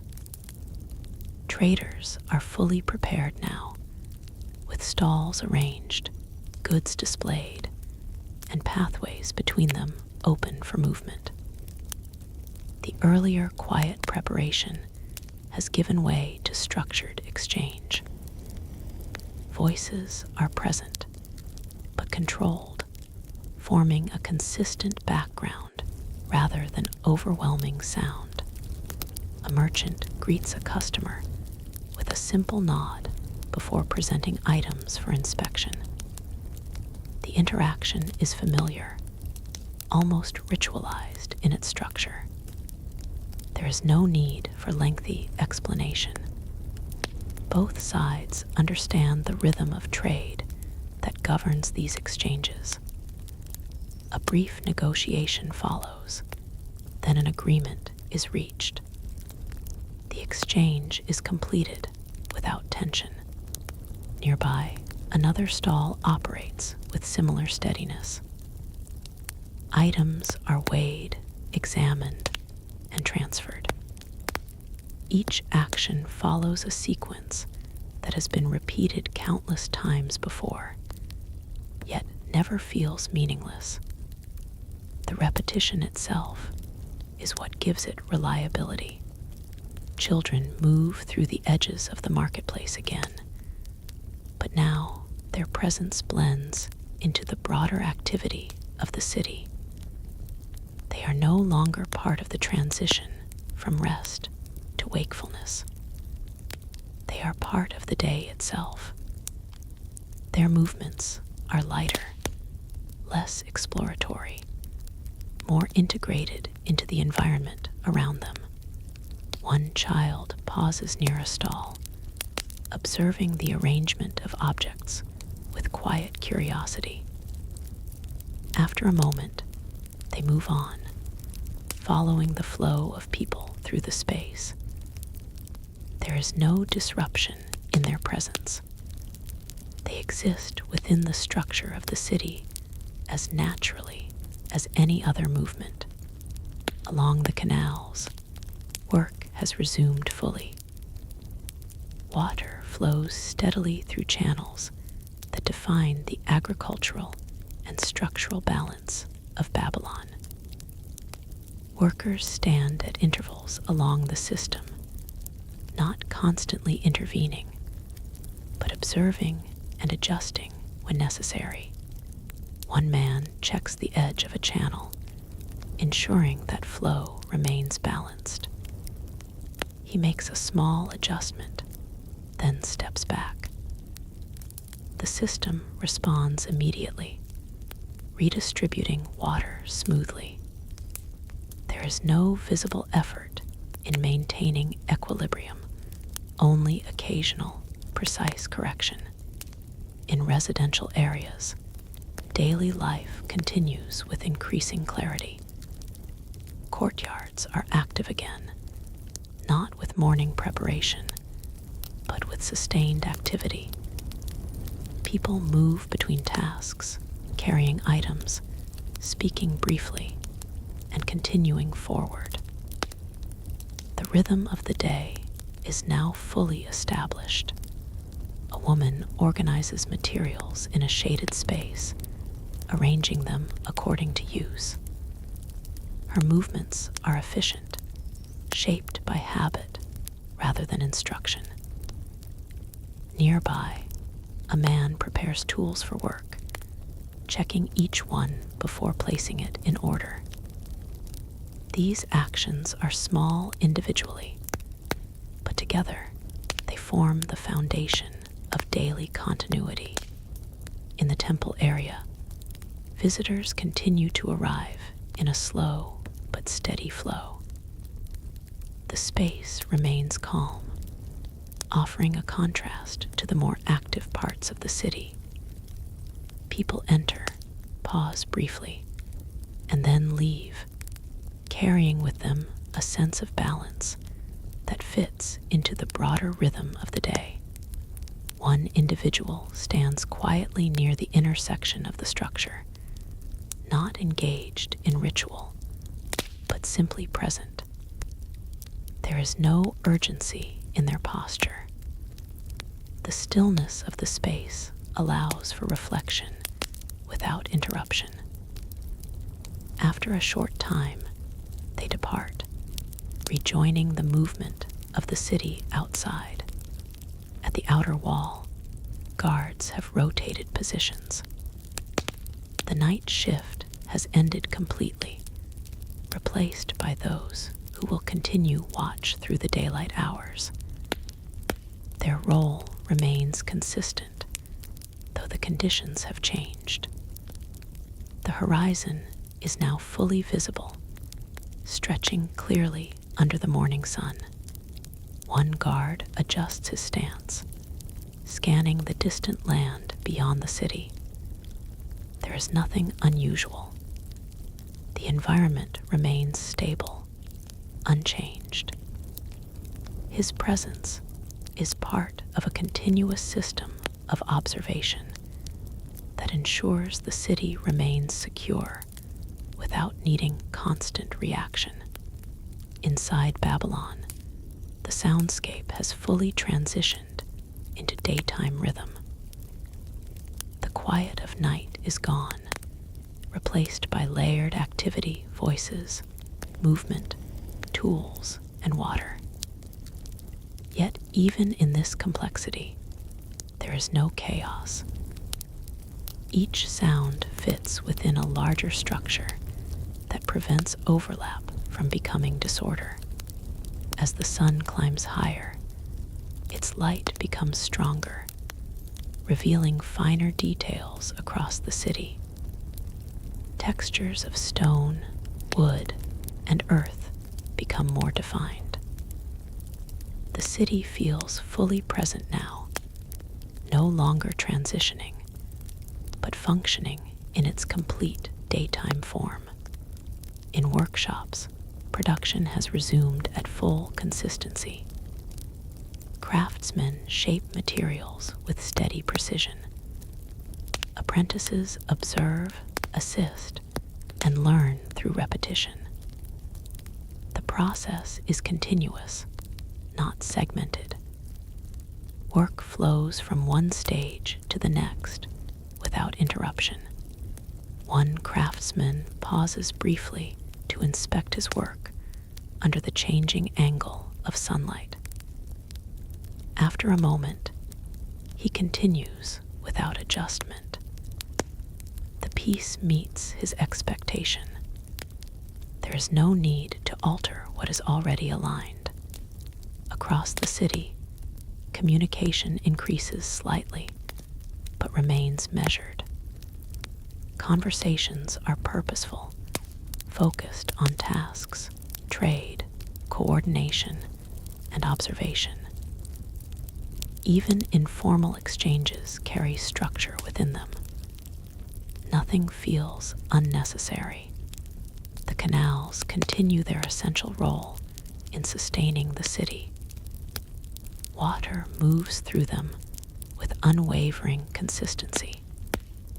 The system, built and maintained over generations, operates with minimal visible intervention. It is present everywhere, yet rarely demands attention.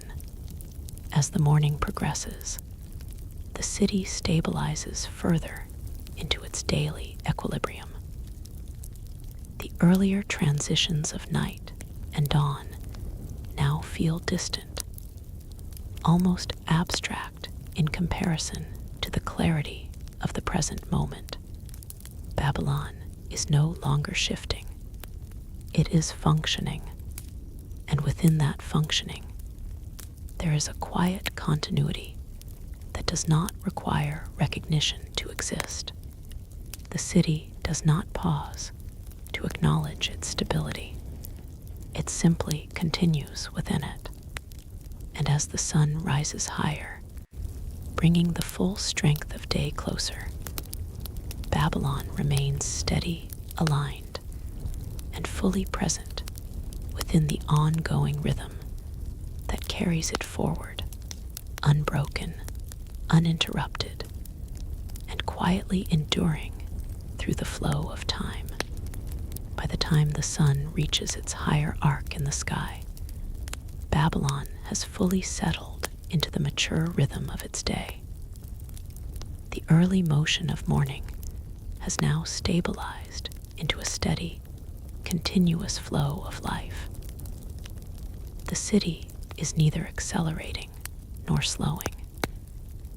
It is simply operating within a balanced state where every part knows its role and moves accordingly.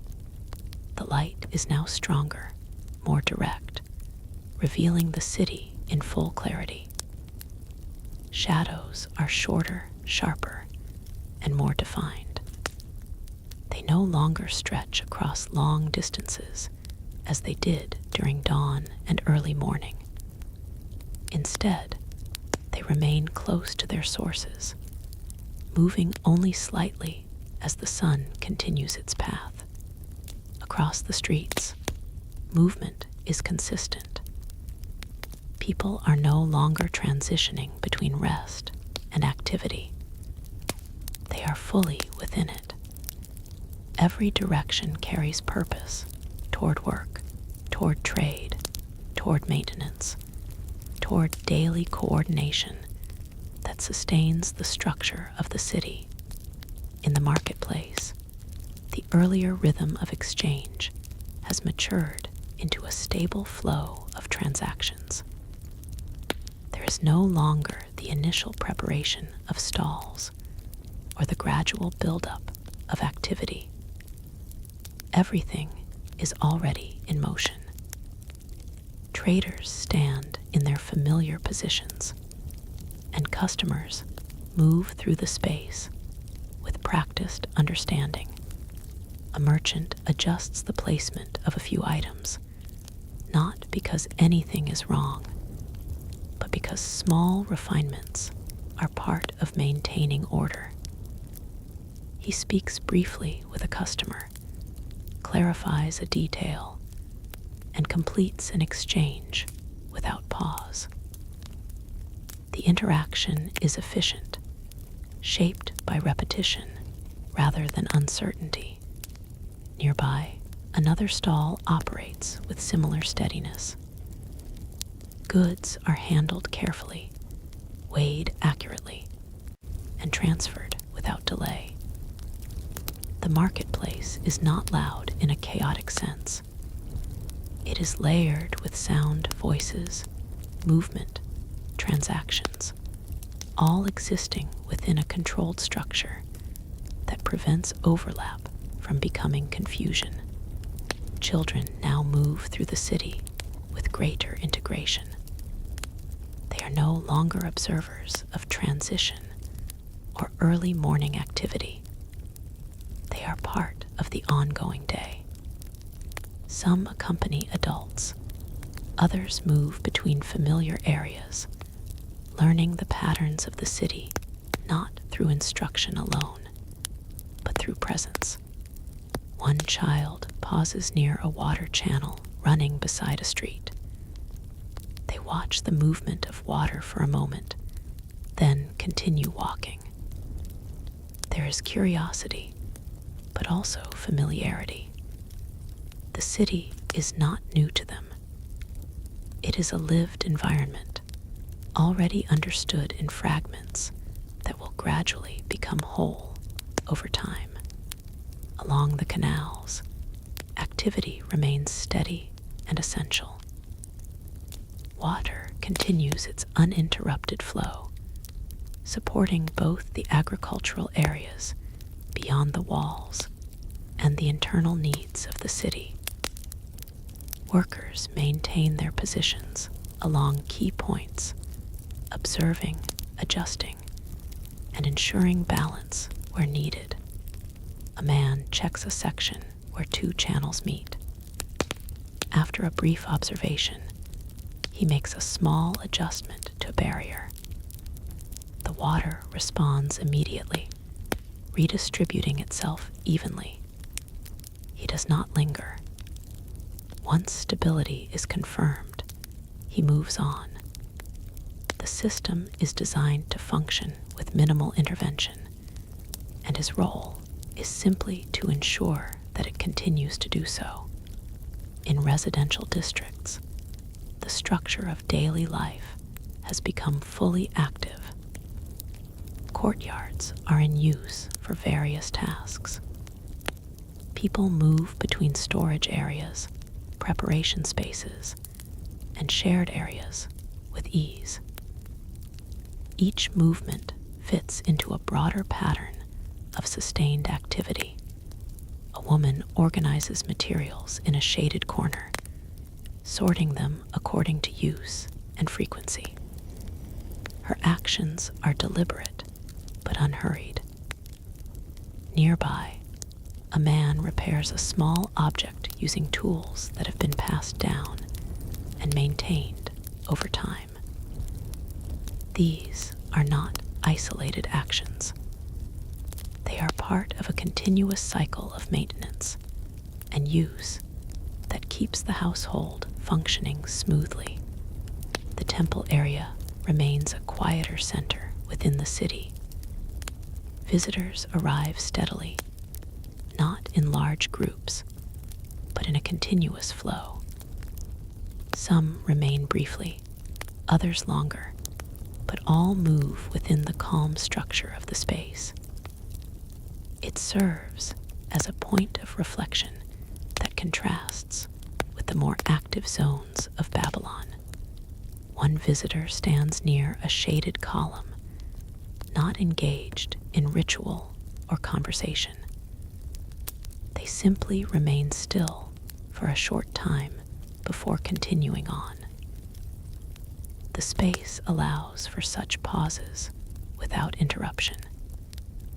It is part of its function within the broader city. At the outer walls, guards maintain their positions under the stronger light of midday. Their role remains unchanged, though the environment is different from the night. The horizon is fully visible now, stretching clearly into the distance. There is no obscurity, only openness. One guard shifts his stance slightly, scanning the surrounding land. Everything remains stable. There are no disturbances, no irregularities. His presence continues to be part of the city's larger structure of awareness, a quiet assurance rather than an active response. Inside the city, the soundscape is now fully established in its daytime form. It is not dominated by any single source, but composed of many layers: trade, movement, conversation, water, and work, all existing together without overwhelming one another. This balance is not accidental. It is the result of repetition over time, where each activity has found its place within the broader system. Nothing exists in isolation. Everything is connected through rhythm. As the sun moves higher, the light becomes more intense, but not disruptive. The city adapts naturally. Work continues under shaded areas where necessary. Movement adjusts slightly to temperature and light, but the overall rhythm remains unchanged. In workshops, production is steady and continuous. Craftsmen shape materials with precision, guided by experience rather than instruction. Apprentices observe and participate, learning through repetition and gradual refinement. One craftsman pauses to inspect his work under the brighter angle of sunlight. After a moment of evaluation, he continues without modification. The work aligns with expectation. There is no need for correction. Across different parts of the city, communication remains focused and functional. Conversations revolve around tasks, coordination, and exchange. Even informal dialogue carries a sense of purpose within it. Nothing feels disconnected. The canals continue to function as a silent backbone of the city.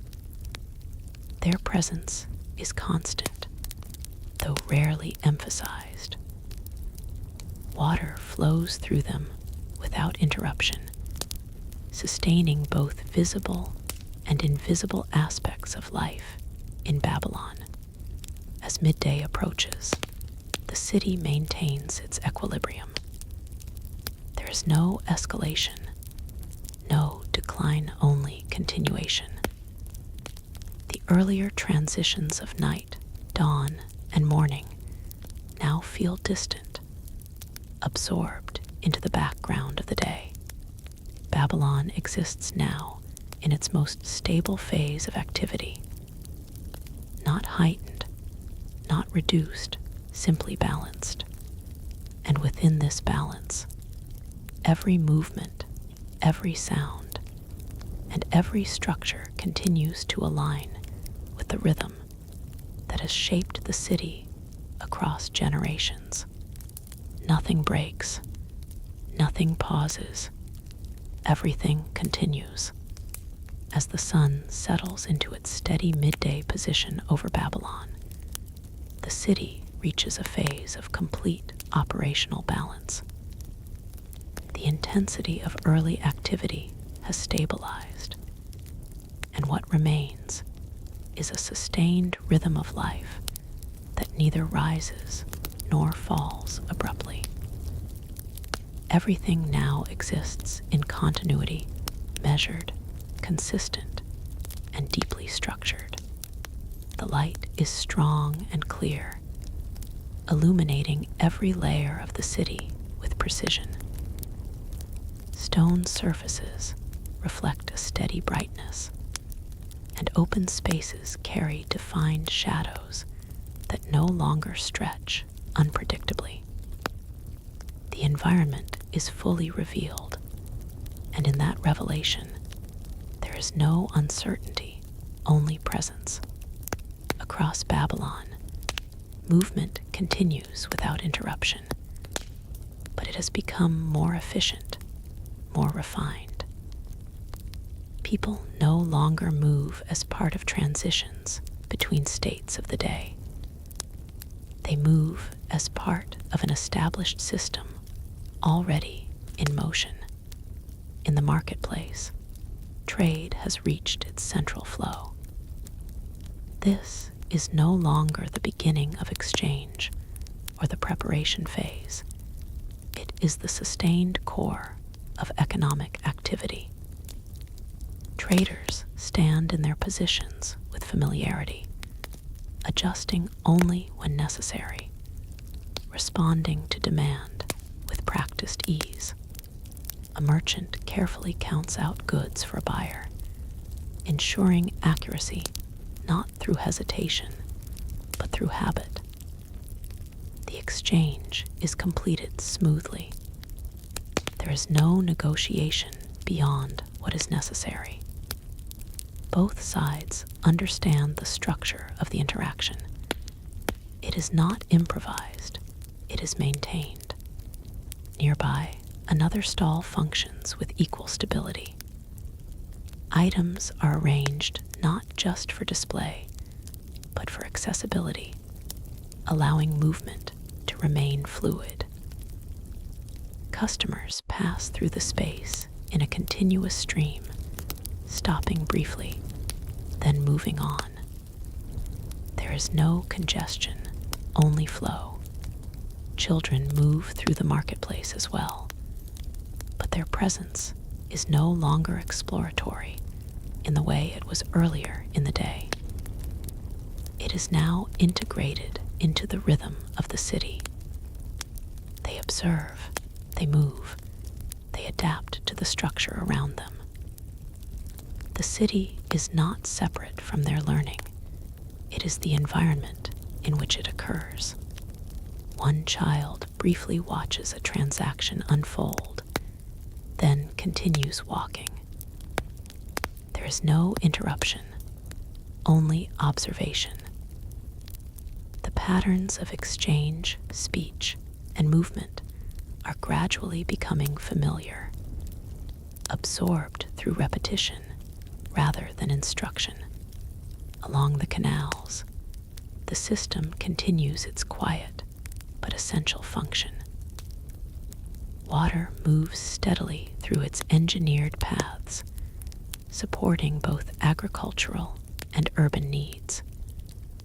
The structure is old, refined over generations, and now operates with minimal visible intervention. A worker stands at a junction point, observing flow distribution. After a short inspection, he makes a minor adjustment. The change is small, almost imperceptible, but it ensures continued balance across connected channels. Once complete, he steps back and continues his route. There is no urgency in his work. There is only maintenance of stability. In residential districts, life continues with structured consistency.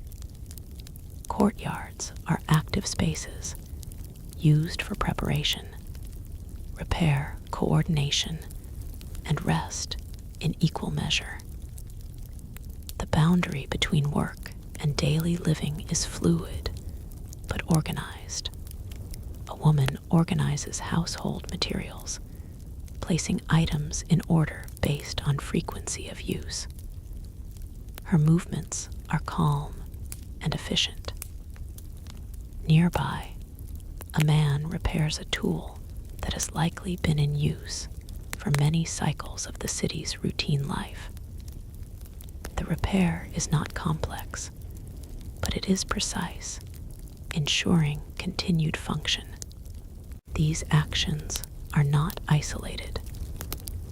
They are part of a larger system of maintenance that allows the city to remain self-sustaining without disruption. The Temple District remains a contrasting zone within the city. Here, movement is slower, more reflective. Visitors arrive steadily, not in groups of urgency, but in a continuous flow that maintains balance between activity and stillness. One visitor stands quietly within a shaded space. There is no ritual being performed at that moment, no structured action required. They simply remain present for a short time before leaving. The space allows for this kind of pause without resistance. It is part of its design within the broader city structure. At the outer walls, guards continue their watch under the full strength of midday light. The horizon is completely visible now, stretching without obstruction. The land beyond the city remains still and unchanged.